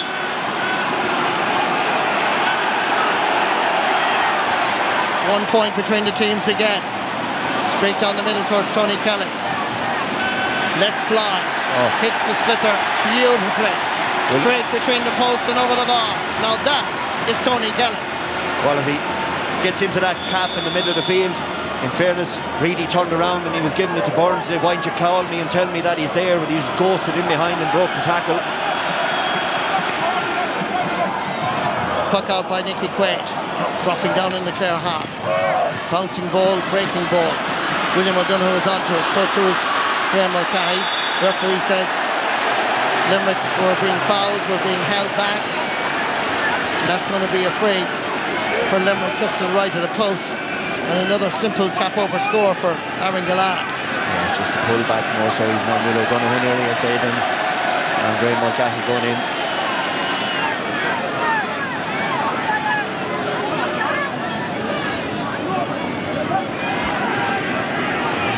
David McInerney getting an explanation from the referee. It's a good thing to see. It is, in fairness to Liam Gordon. He's had conversations around the pitch with the players. It's good to see a referee doing that, especially in the high octane atmosphere that we're looking at down there in the fine margins, especially fine. He hits it high and he hits it well over the bar. 1 point between the teams again.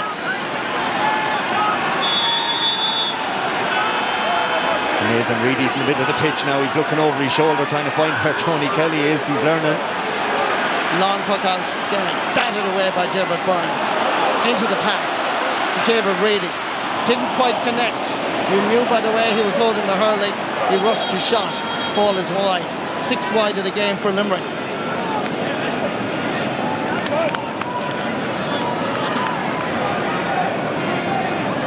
Referee Liam Gordon is getting some information. He's Aidan McCarthy and Declan Hannon in the middle there. We're having a bit of a wrestling match off the ball. He's just pointing at the two of them while the play was going on earlier. Eibhear Quilligan goes short and then opts for the long ball, dropping it down towards Peter Duggan. Batted away. Aidan McCarthy got a touch to it. Was also holding Kyle Hayes, got away with it. Shane O'Donnell needs to release the ball. Good work. Brilliant Barry Nash. Excellent play by the cornerback, but the pass goes astray. Clare could win the slip their back, and they do. Mark Rogers, not just a goal scorer, but a grafter as well. Oh, yeah. Now that is class. Mark Rogers oozing from every pore in his body the DNA that is the hurling gene. Yeah, look at this. Yeah, he bet Declan Hannon that foot race out as well. Hannon had 2 yards at the start. Rogers tossed him out. That possession. Puck out is quickly taken down towards David Reedy. Ball is dropping in towards that. Oh, that's a sweet ball to Aaron Gallan. He's setting up for the goal. Here it comes. Back in the net. Too slow in the switch, Marty, I'm afraid. Shane Dowling said it at half time that Cian Nolan was under serious pressure in there. Gallan got him one-on-one again. Nolan slipped. See it here. Spun him around lovely. This time he couldn't pull him down. It'd be black card territory. One bounce past the goalkeeper. That's the quality of Gallan. He'd have been saying it at half time, Marty. Look, lads, I've acres of space inside. Just get me one bounce in, and I'll do that. Unstoppable. Aaron Gallan. Goal and 9 points in this Munster final. But the move that we've been talking about, Brendan, if I may say so, since around 2 o'clock, hasn't happened. Down at the other end, Clare going forward. The referee has his arm up. He's going to give a free. There was no advantage developing, and there's a free in for Clare. Well, the positive thing for Clare and Marty is obviously they're creating goal-scoring chances. Again, that was another opportunity there, and the pass just didn't get away.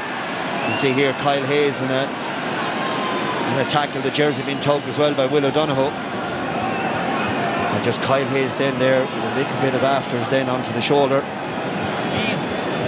It's one of those moments as well, I suppose, when you slow it down. It always looks that touch worse in those examples, in fairness. Almost looked like a throw ball as well, Brendan, when you look at it in slow motion there. But more important thing is that McCarthy has an opportunity now to level the game again. Shane Meehan is coming on for Clare. And the player that's going off is Aidan McCarthy.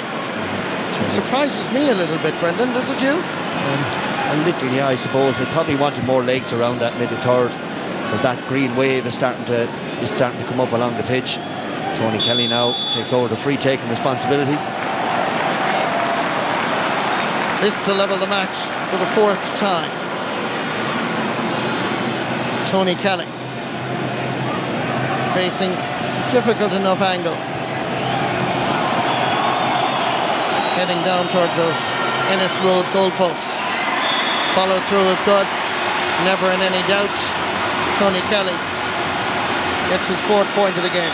Yeah, Duggan comes out to the half forward line now. Meehan stays, I would expect, inside.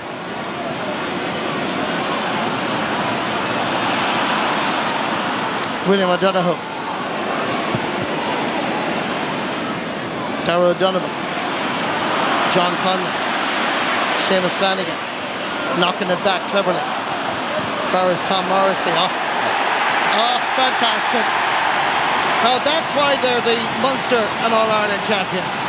Because when you have classy players like Tom Morrissey that steps up here under pressure, and this is a pressure cooker, the Munster final, and score points like that.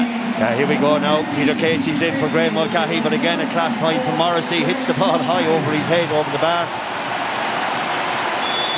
Peter Casey on. Graham Mulcahy has done his bit as the technical games along the sideline are played out. Limerick leading by a point. Eibhear Quilligan going long again. Down towards Shane O'Donnell. Ball bouncing. Picked up by Gerard Hegarty. Looks and has the time. Send it down towards Aaron Gallan. Cian Nolan struggling with him. Aaron Gallan sending that over the bar. Yeah, change has to be coming soon now. I don't know how much longer we can look at with Cian Nolan inside there. But you can see the space inside, but he's 3 or 4 or 5 yards off of Aaron Gallan. In that case, you might as well be over the other side of the field to give that man a foot is too much.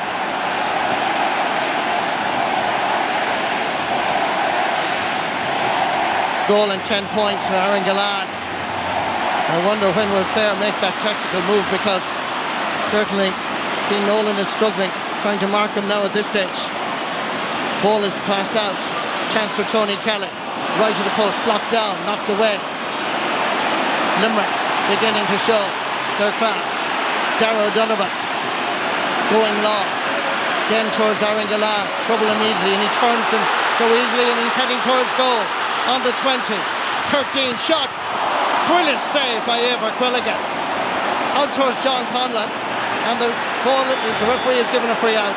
Yeah, I feel for Keane Nolan down there, Marty. It's the one sign when a guy is nervous, he's on the ground more times than he's standing up, and Keane Nolan is starting to slip and slide around the Gaelic Grounds. Galan comes in, and of course he was going to go low. Quilligan did well. It's a nice height for the goalkeeper.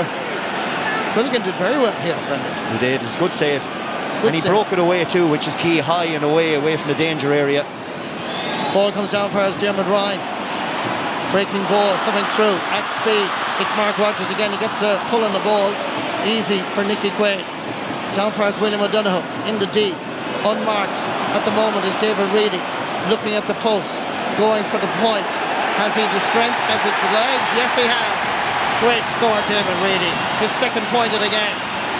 Yeah, he's picking up those pockets of space there. We saw it last year actually against Galway in the All-Ireland semi-final. He come on, he finds space. Deadly accurate there. More concerning for Limerick up the other end of the field is that Mike Case is down. His left ankle there looks like he rolled it in the last passage of play. Decision for John Kiley below, having that conversation now. And another decision up the other end for Brian Lohan as to what he's going to do with Nolan inside and Galan. I see Shane and Morey is warming up in front of us off camera as we're looking at Mike Casey. There's Shane and Morey, won an All-Ireland medal in 2013. He obviously is going to come in to the Clare defence. Whether that means in a full backline, half backline is normally his place of residence, but let's see what happens. So Shane Morey making way for Keane Nolan, who's played his part in this Munster hurling final. Very testing afternoon for him, for a young man who hadn't played any championship matches so far in this campaign. It was a big ask. No doubt it is, but now it's Shane O'More is the man inside, wrestling with Galan already. Breaking ball, Tony Kelly, the king has it, manages to get up for Shane O'Donnell, being pursued by Tom Morrissey. Still Shane O'Donnell trying to get his way through, dancing around, lays it off. Did he take too many steps? Here's Shane Meehan giving it back right, Mark Rogers, little dummy, how to get the shot in, but this is ferocious defending by Limerick. Superb, as the ball is there between the 13-metre line and the 20. Look at that by Limerick defending. Putting in the hits fair and square. Just chasing the slipper. Gerard Hegarty backtracking towards the corner flag. About to pull the ball and gets it blocked superbly by Peter Duggan. Ball is put out over the sideline. There was pushing on Mark Rogers. Referee is correct. It's a free in for Clare. Yeah, he's wrapping the actions in his hold. It's the tackle now, and hurling has gone a bit like football. Put in your hand to take it out. The referee is showing there that both arms are in around. What an unbelievable passage of play in the heat that we have down there. You can see both hands coming in, although in fairness to Will O'Donoghue, he did take his hand back out. When you look at the replay, it was a bit of a soft free, wasn't it, Brendan? It was, to be fair. He did take his hands back out. He didn't wrap them all the way around the Clare player. 43,756. Massive crowd at this Munster hurling final. Just been announced full house, as I mentioned earlier. A little bit of concern about Mark Rogers there, knowing the Rogers and the great family in Scariff. I can assure you he won't be coming off that easily. And all the players around the pitch are taking on water. You can see the run from Shane O'Donnell there. It's the wing forward. Morrissey was tracking him back, twinkle toes around, gets the pass over. Again, hooking and blocking, coming in from all angles. There's Casey coming back to win back possession. Everybody fighting to protect their own goal. Either way, opportunity for Tony. 19 minutes are there to go. Difficult enough angle. The ball is wide. It's Clare's 9th wide of the game. Big Sphinx is half time now. Obviously Limerick on 3 points ahead. Clare were 111 to 11 in front at the break. They've turned it around magnificently. Peter Casey Billy Casey was clearly being fouled, and that's going to be a free in for Limerick. There's Adam Hogan, he did well there to stop Casey releasing the ball because Hegarty had drifted inside him. Again, you see the swarm defences in there. Very hard if your referee tries to decide it's a free out for overcarrying or a free in, but in fairness, I think the higher arm across the shoulder of Casey was the deciding factor.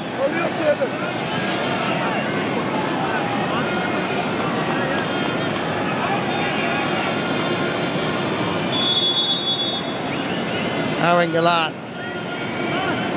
110 to his credit so far.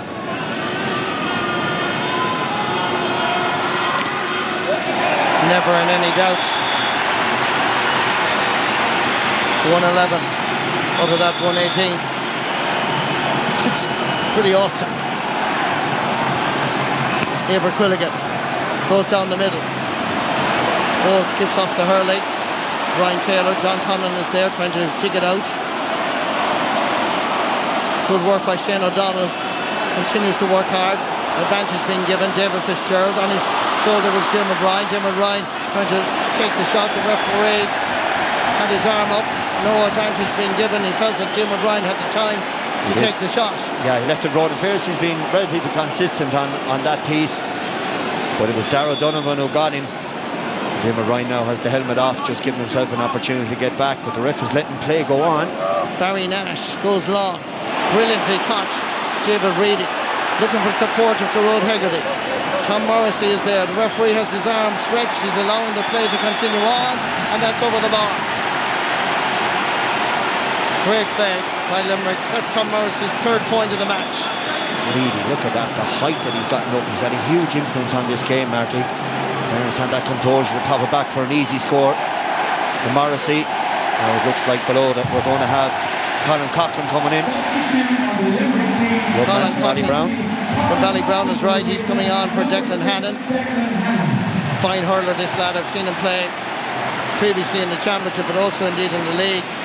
I think he'd be an automatic choice in every other county in Ireland. Oh, he's only 21, and in fairness to Declan Hannon, about 4 or 5 minutes ago around the middle third of the pitch, it looks like he got a dead leg in the quad there on his left. He was struggling a little. In fairness, he did put his hand up and say, I need to come off, which is experience as well.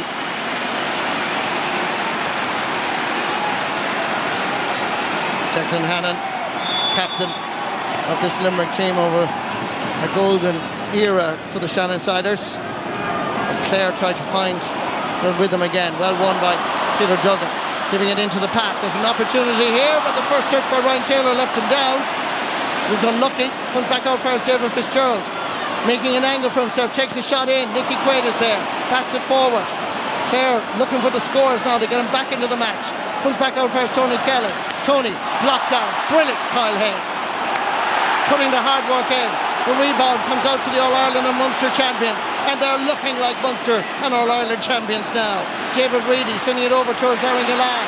Can he turn Shane O'Morey? He can't. Morey gets a little shot in, just enough to get it for Malone. Malone turns, gives it back for Shane O'Morey.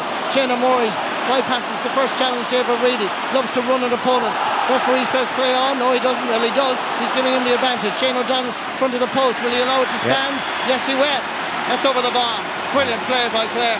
It's their first score in 10 minutes. It is, and Shane O'Morey's winded there a bit now. You can see the shot Kyle Hayes got him just to release it. Kyle Hayes, I think, is going to get a yellow card there in the middle of the field. But again, Tony Kelly blocked down. It's the second time it's happened in this half.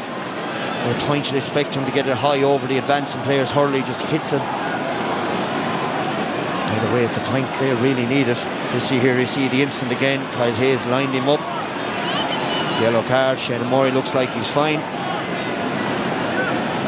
Yellow card for the number 7 as Clare introduce Aaron Shanahan.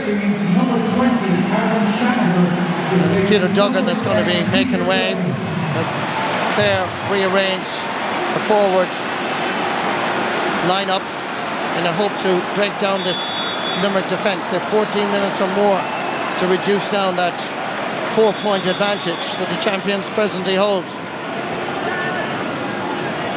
Limerick now as well, rolling the bench.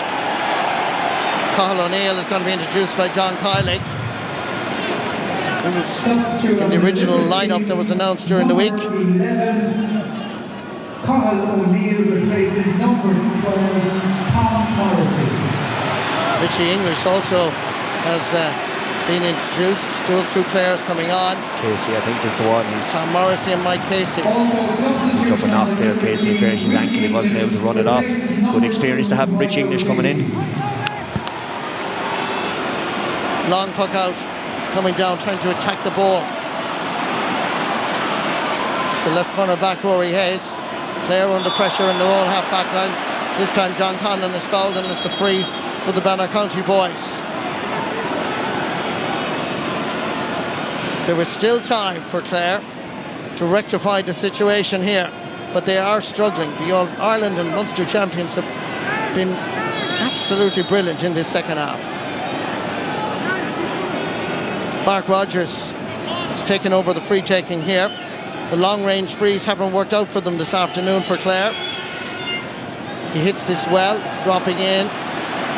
Attacking the ball is Dan Morrissey, knocking it out. Shane O'Donnell skips by the first challenge, he's well surrounded, he's nowhere to go.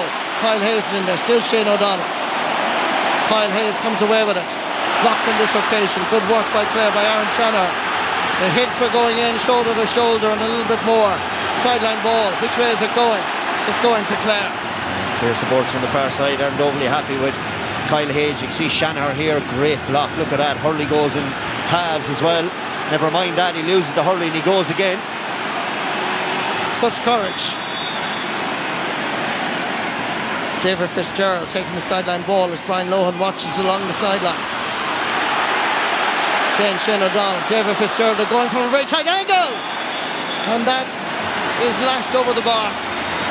Some hands from Shane O'Donnell there, like the ball was cut, and he just seemed, I don't know how he caught it, but he got it through to Fitzgerald, just blazed it over the bar. Exactly what Clare needed now to get the crowd behind him. You can hear it. And judging by the saffron and blue that seems to be everywhere, I'm not too sure there's anybody back in the Banner County, because the roaring is absolutely ginormous here. Paul Malone sending it down, but Barry Nash has the situation well read. Kyle Hayes is calling for it. Dermot Burns is available as well. Tony Kelly was coming in to hook him but didn't quite connect. Down towards Seamus Flanagan. Eibert Quilligan has all the time in the world to go long. Sending it down, Barry Nash again coming across to anticipate what's happening. Shane O'Donnell slipped and slide. Totally accidental. High challenge by Dermot Ryan on Cathal O'Neill. Got away with it. Comes back as Limerick go in pursuit of more scores. This time ball is won by David McInerney. Laying it off quickly. Tony Kelly wanted it short. There's too many Limerick players up there from a Clare point of view. Nipping in. Good work. Paul Malone is almost on his own. He has to try and find somebody available. He finds the right man. His midfield partner, David Fitzgerald. Nicky Quaid puts the hurley over the crossbar to make sure it doesn't register a point, and Limerick come away with it again. Dermot Burns going for distance. The Road Hegarty underneath it, knocked away by Shane O'Morey. In comes Rory Hayes. Shane O'Morey free to Clare. 10 minutes to go. 3 points between the teams. Cramp developing for Clare. Rory Hayes done really well inside on Flanagan. Actually, the last two plays he played Flanagan really well to let the ball through to Quilligan, who actually hit the ball long. And in fairness to Quilligan, he needs to be a little bit more like Nicky Quaid now in these last 10 minutes if Clare are to win. Use the ball smartly, be brave.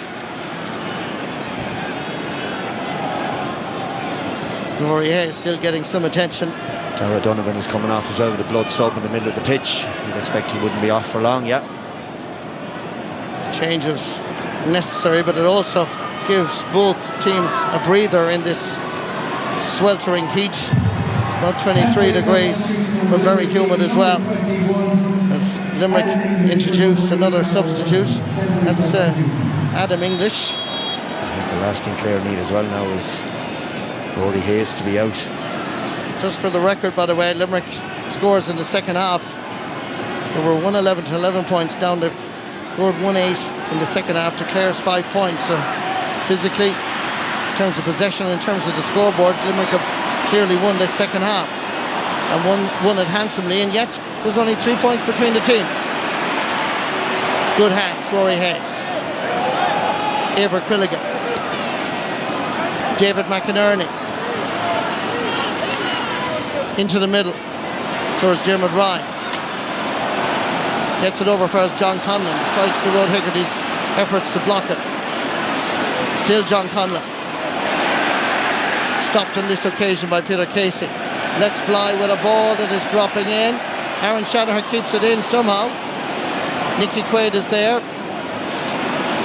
Clare need a little bit more options up front. They just seem to be static with little or no running into space. As Limerick come away with it with Kyle Hayes.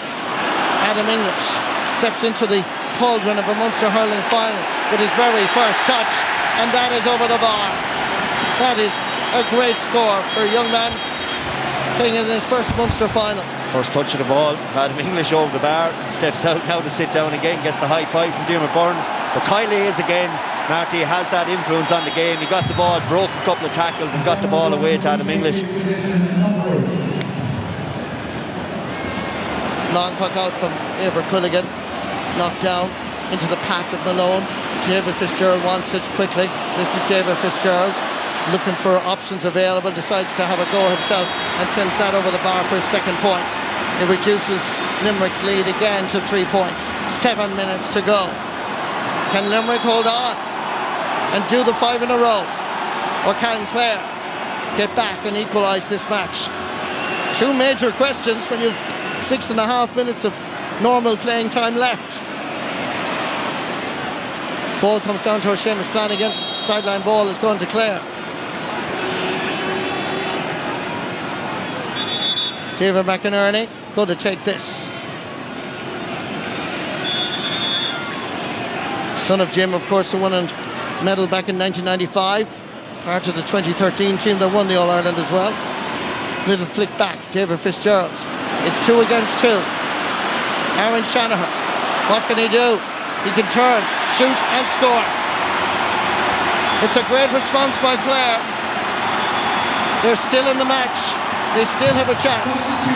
They certainly have, Marty, and they don't have Declan Hannon sitting now there on the Limerick anymore to try to cut off the ball there. Fairness to Adam English, he's going to see the action full time now. He's come on for Seamus Flanagan. Ian Galvin is coming on for Clare. Seamus Flanagan has gone off for Limerick. Shane Meehan is on as well, of course. We have 5 minutes and a bit to go. 2 points between the teams. Ball breaks free. Getting it down for us, Tony Kelly. Kelly makes space. Sends it in low towards Shane O'Donnell. Shane O'Donnell taking on Barry Nash. Looks for the reinforcements. It arrives in Tony Kelly, who gave him the ball the first time. Ball is sent in. Ball is gone to the right and wide. But the referee had his arm up for a jersey pull. No advantage accruing, and he's given a free to Clare. Interesting to see it again. Didn't spot it, but it must have been on Shane O'Donnell or something there when the ball came in. We'll see it here again. There's the left arm on Shane O'Donnell's shoulder. Did it grip the jersey is the question. And Nash. Not in that replay. No, it certainly didn't. And listen to the crowd getting behind our team. Clare, Clare, Clare is the message as Tony Kelly lifts, strikes and scores. It's his 5th point of the game. By his standards, he's had a quiet afternoon. He has, but if he can come to life here in the last 4 or 5 minutes, he'll be on the ball a couple of times there. Things start to happen for Clare, obviously, when their talisman is on it. Despite Limerick's brilliant second half performance, they find themselves only 1 point in front. Ball is dropping in. Ball is dropping wide. There's still time for Clare to get an equaliser. Attention. And you know too, Martin, you're down the pitch, you start to see the high-vis jackets moving around the outside, you know then there's 5 minutes left, and just adds to the tension of this affair. Adam Hogan dropping it down. Nicely picked up. Trying to make an angle for himself. Here comes the shot. Dropping it in to Tony Kelly. Didn't quite get behind it. Ian Galvin says hard luck. Meanwhile, it's Limerick that work the ball out with Colin Coughlin down the middle. Attacking the ball again. Good work on this occasion by Ryan Taylor. Knew he was going to be hooked by David Reedy. Gets a little bit of space. Ryan Taylor, is this equaliser? No, it's not. The oohs and the sighs are from Clare people. Roll of the eyes there from Ryan Taylor. He looked like he did absolutely everything right. Take your time, then get the shot away, but just tug it left to the post. Paul Flanagan is on for Clare. Rory Hayes is the player that's making way, giving a clenched fist salute to say we can do it. But can they? Can Clare? In 2.5 minutes, pull back Limerick. There's only 1 point between them. They've already been level 4 times in this game. Ball breaking down. William O'Donoghue got his hands to it. John Conlon comes in, gives a powerful ball up towards Ian Galvin and company. Breaking ball favours Limerick. Barry Nash. Nicky Quaid calls for it. Backfires the keeper. Looking around at angles. Goes for a distance. Wise call. Puts the pressure on the Clare defence. Up goes Garrod Hegarty. Knocked away on this occasion. Adam English coming through. Trying to make an angle for himself. Half blocked. Ball into the space. And the ball is rolling out over the sideline. Linesman is going to indicate that it is a Clare ball. Not too sure. I thought there was a break, a knockdown there, but anyway, linesman had no doubt. 119, 120, 68 minutes and 30 seconds on the clock. Remember, it's results on the day. Are we going to head to extra time? The lads with the bibs might be out, but there's still time. Ball breaks, nipping in, trying to scoop it up. Ball is available. Colin Malone almost had it. Comes to Shane O'Donnell, who continues to play his heart out. David Fitzgerald, is he the equaliser? Hits it powerfully, and he hits it wide again. That is the 12th wide of the match for Clare. It's 2 bad ones there now, Marty, it has to be said. Limerick are away quickly again. O'Neill's on his own this side of the pitch. Trying to attack the ball, trying to get it away is Dermot Ryan. Ball loose and available. Trying to get in the shot. This one is sailing between the posts, and it's over the bar. It's Carl O'Neill. Is that the match winner? That gives Limerick a 2-point breathing space. 4 minutes, Marty, it seems the fourth official below us. Limerick turn them over again. Garrod Hegarty intercepts the tuck out from Eibor Quilligan to David McInerney, but he wasn't able to put it between the posts. 69 minutes 40 seconds. Ball comes all the way out towards John Conlon. William O'Donoghue copped on very quickly. The ball was coming his way. Still Conlon trying to lay it off. Ian Galvin stepping away from the challenge. Despite the best efforts of it being hooked, he puts that between the posts and over the bar. It is 1 point again between the teams, and we are hitting the 70th minute of this Munster hurling final. The nerves are jangling. The hurling is exceptional, and the atmosphere is electric. As what a wonderful, wonderful score by David Reedy from along the sideline, straight from Nicky Quaid's puck out. Yeah, fatigue's a big factor down there for both defences. Not able to pick up as quickly or as sharp as they were. These are the championship minutes, as they say, Marty. Ian Galvin looked around to see where he can pass the ball to. Eventually gets it out. David Fitzgerald is under pressure. On the ground, no free given. Limerick have the possession back. Skipping away from the challenge is Dermot Burns. Chasing after him is Ryan Taylor. Dermot Burns not fouls as the referee, and Limerick lose the possession. Clare have it once more, flicking it out. Can they create an opportunity? Tony Kelly is available there. Just a little touch, added it to. Gives a chance for Clare to score from a very difficult angle, but this time there is no doubt. White flag is raised. Ian Galvin is the man. Just 1 point between the teams, 3 minutes of injury time to go. Yeah, loads of time left, Marty. Again, you see Kelly going on inside, you just wonder, but anyway, point in it. It's been a Munster final to talk about for a long time. Ball is pucked out by Nicky Quaid. Adam English picks it up, gets a little bit of space, turns, shoots, but this time sends it wide. He's a very good hurler, this young lad. Serious there now, just some hard luck. And our sympathies to the English family. Indeed, I know that there was a bereavement during the week, but Alan is playing here on behalf of his uncle, I've no doubt about that. As the ball comes back out for Carl O'Neill, as the ball is sent in, this is going over the bar. Yeah, loose puck out from Quilligan. A little bit giddy on it, went long, turned over obviously. To a Limerick jersey, if you do that, a man in shot will punish you. 72 minutes, 2 minutes of injury time. Great catch. Clareman has the ball, trying to get it out towards Tony Kelly.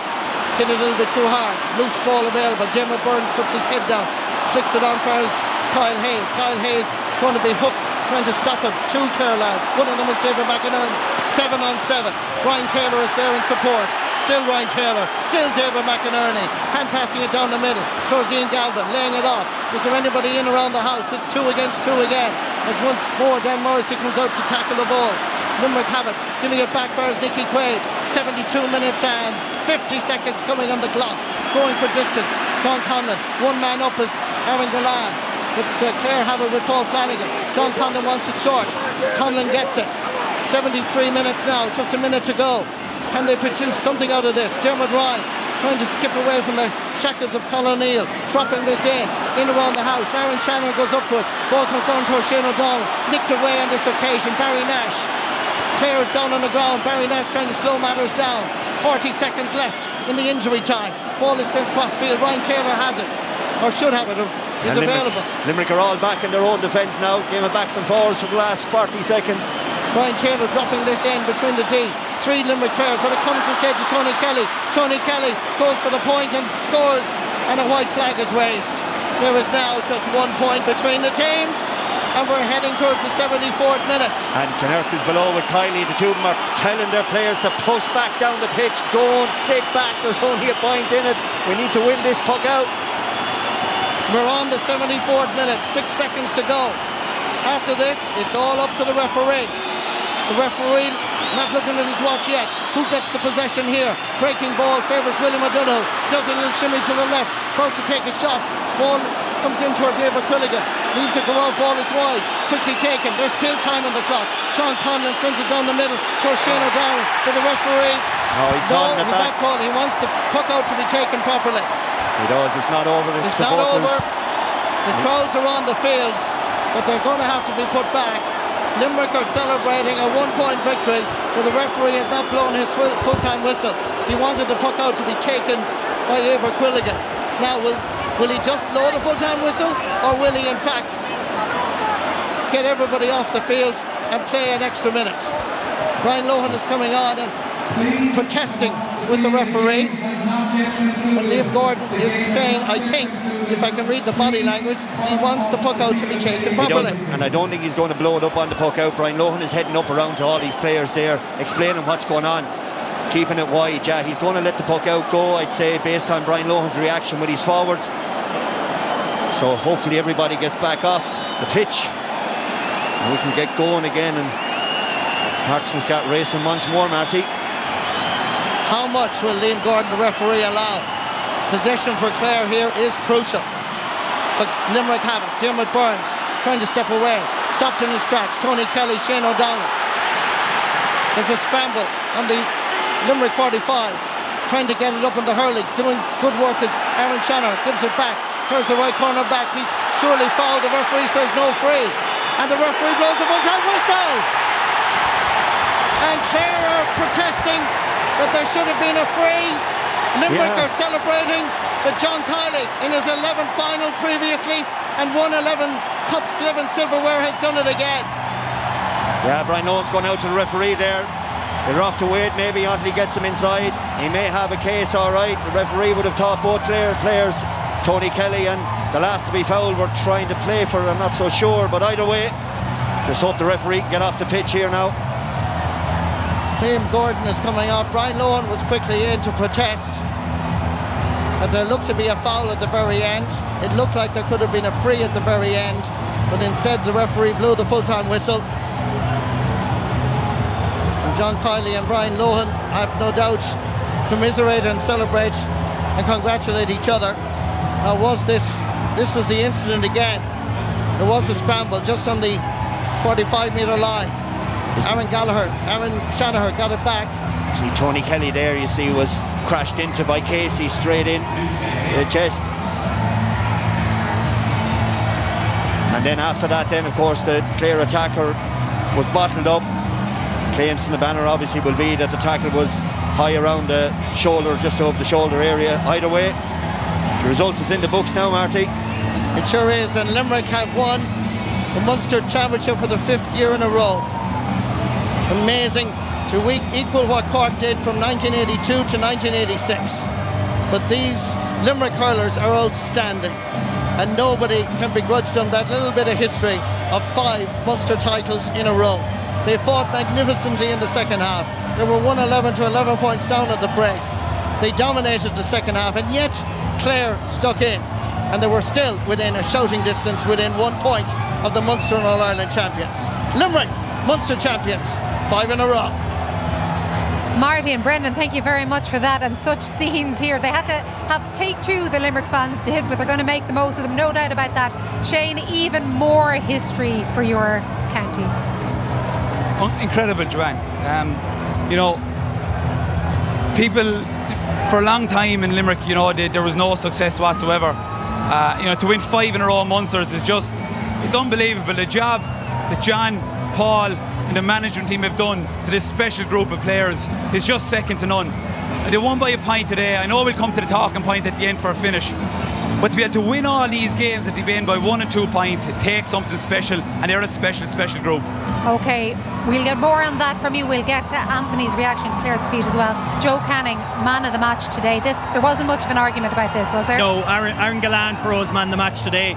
In fairness, Keane Nolan got in at the last minute, couldn't do much with him.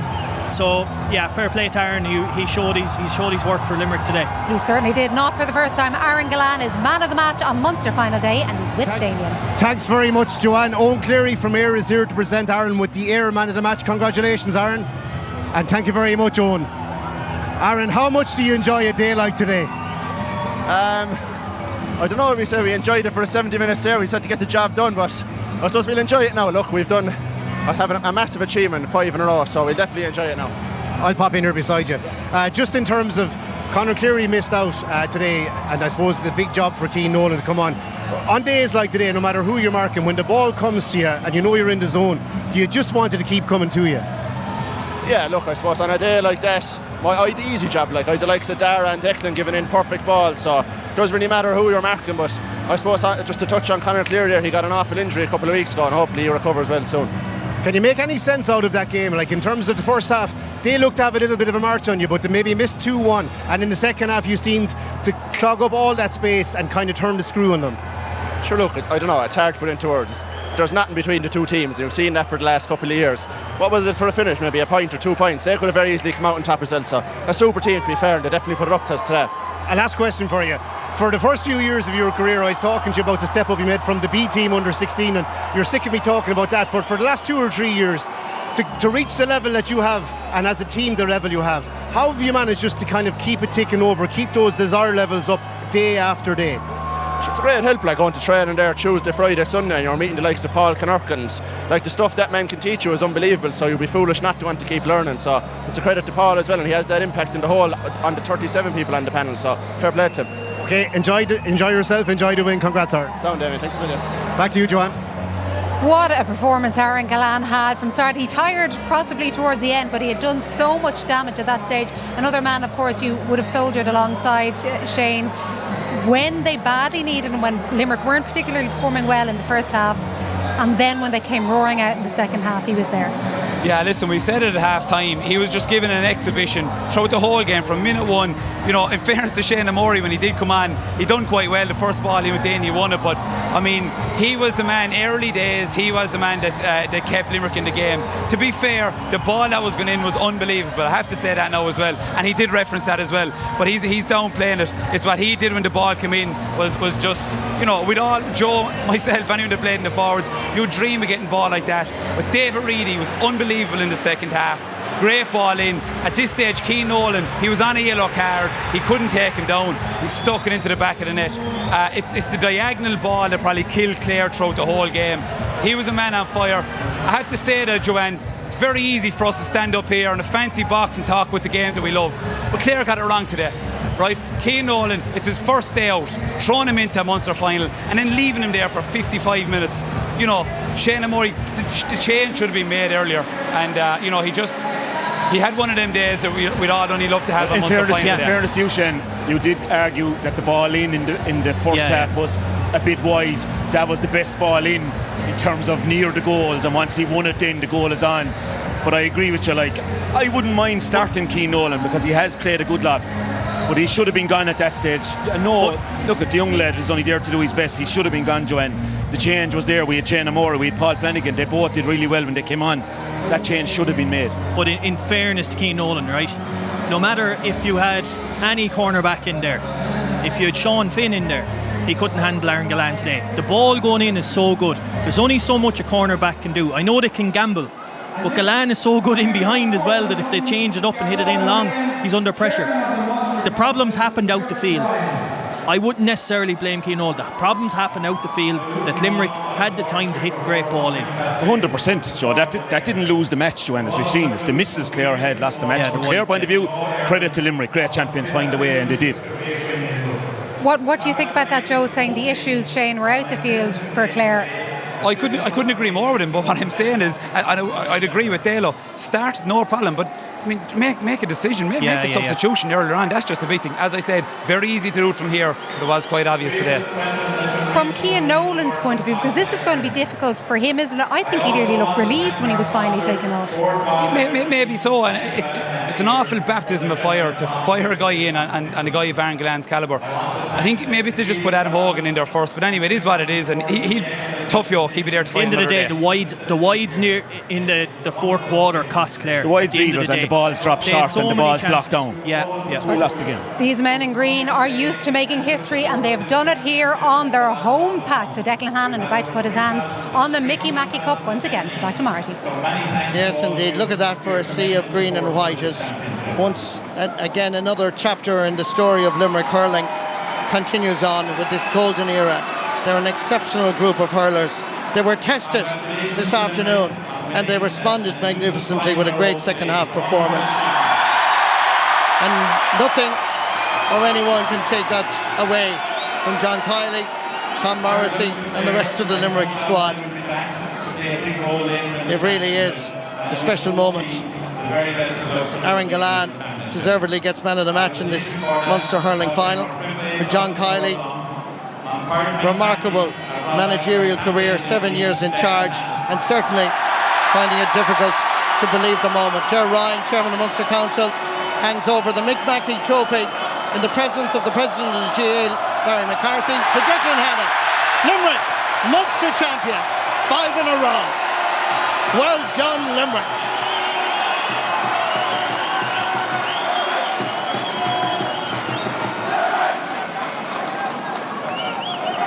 Tá ná Sorum an Coran Shaw Glacha son Ferran Livney.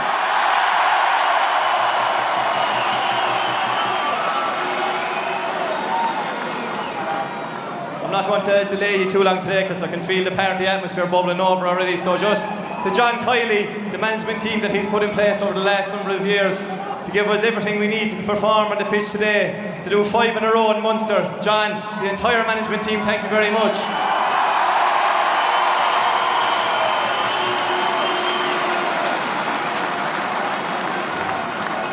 To our fantastic sponsors, JP and Nori McManus, the McManus family, for their continued support. Only for you wouldn't be here at all. I hope you're enjoying these days.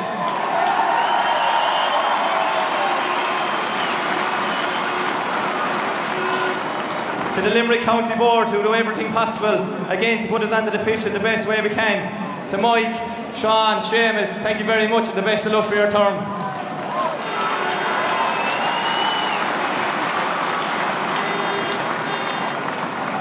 To all the players' families, wives, partners, girlfriends, partners, everything. The much you put up with is amazing. We thank you from the bottom of our heart. We can't wait to celebrate with you later on.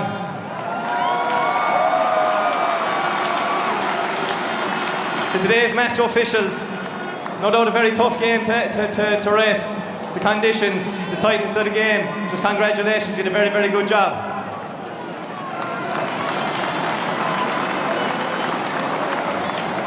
To Clare, and your incredible supporters that came here in numbers today. Another titanic battle with you. We wish you the best of luck for the rest of the year. We might meet with you again.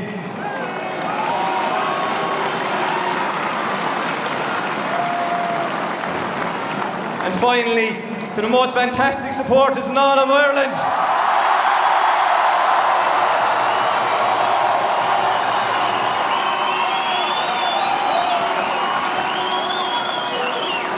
The sea of green and white is absolutely special to see. Us as players are not getting tired of these days. We hope you never get tired of them either. Limerick and Clare!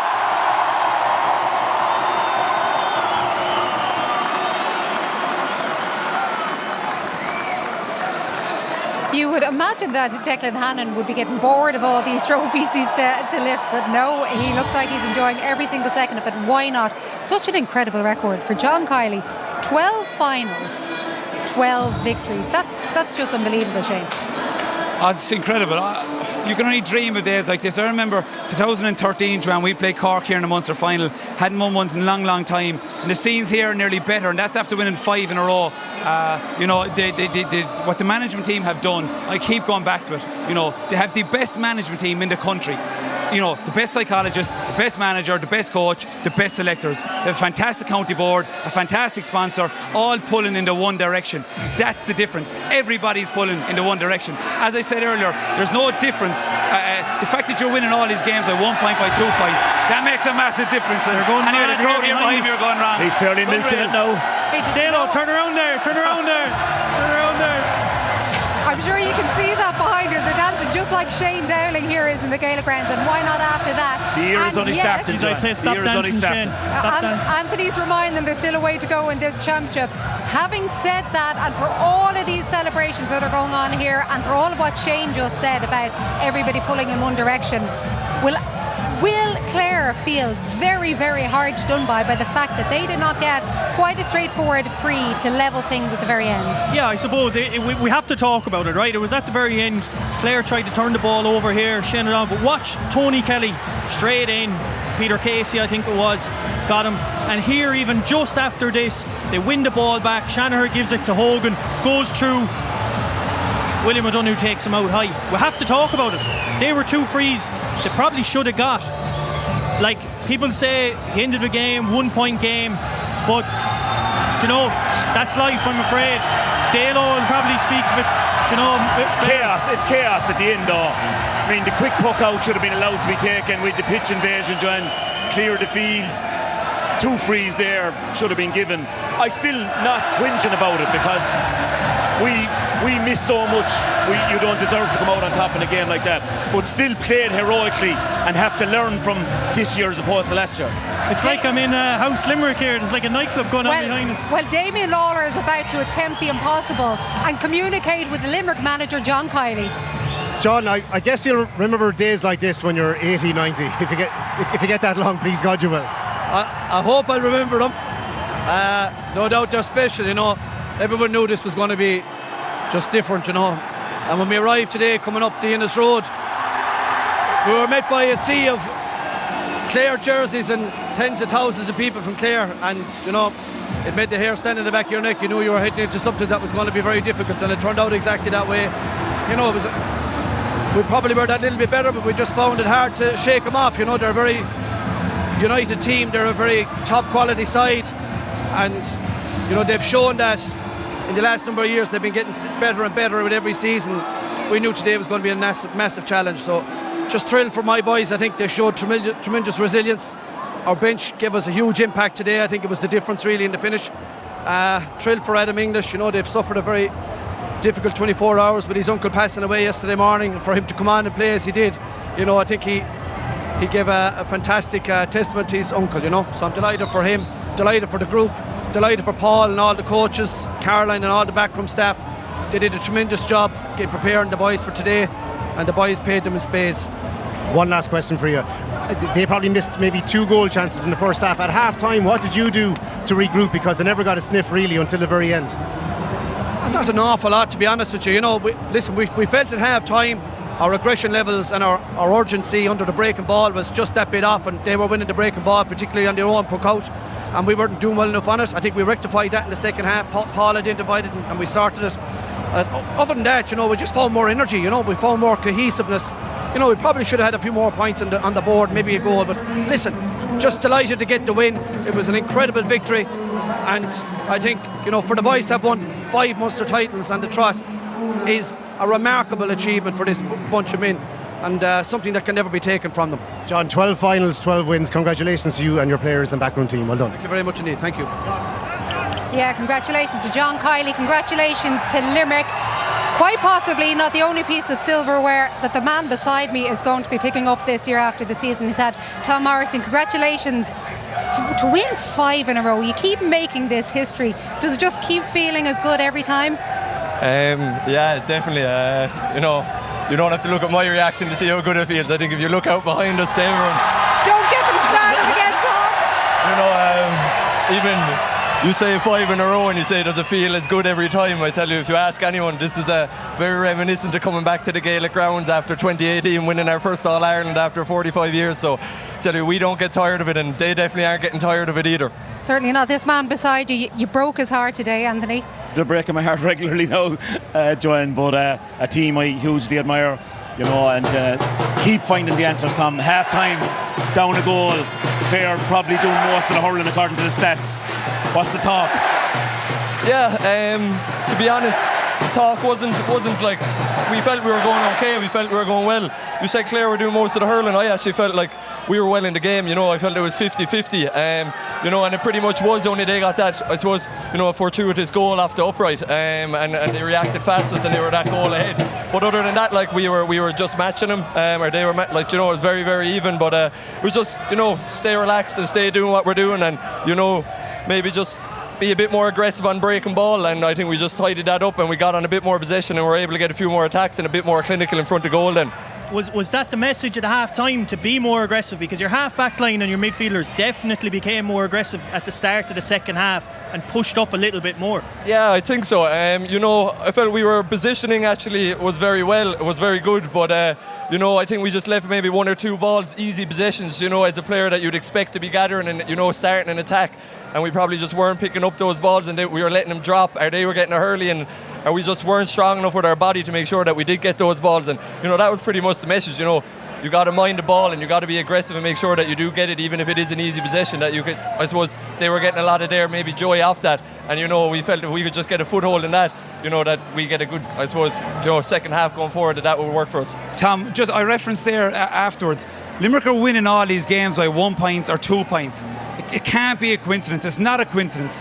Why is that? Like, what you put it down to? Coming down the home straight. There must be savage belief inside in that group. Even since I've gone, like, you know, it's gone on to a different level. And all these games, 1, 2 points. That's why. Maybe that is the reason. Yeah, you know, it's probably maybe built over time, Shane. We've been involved in a...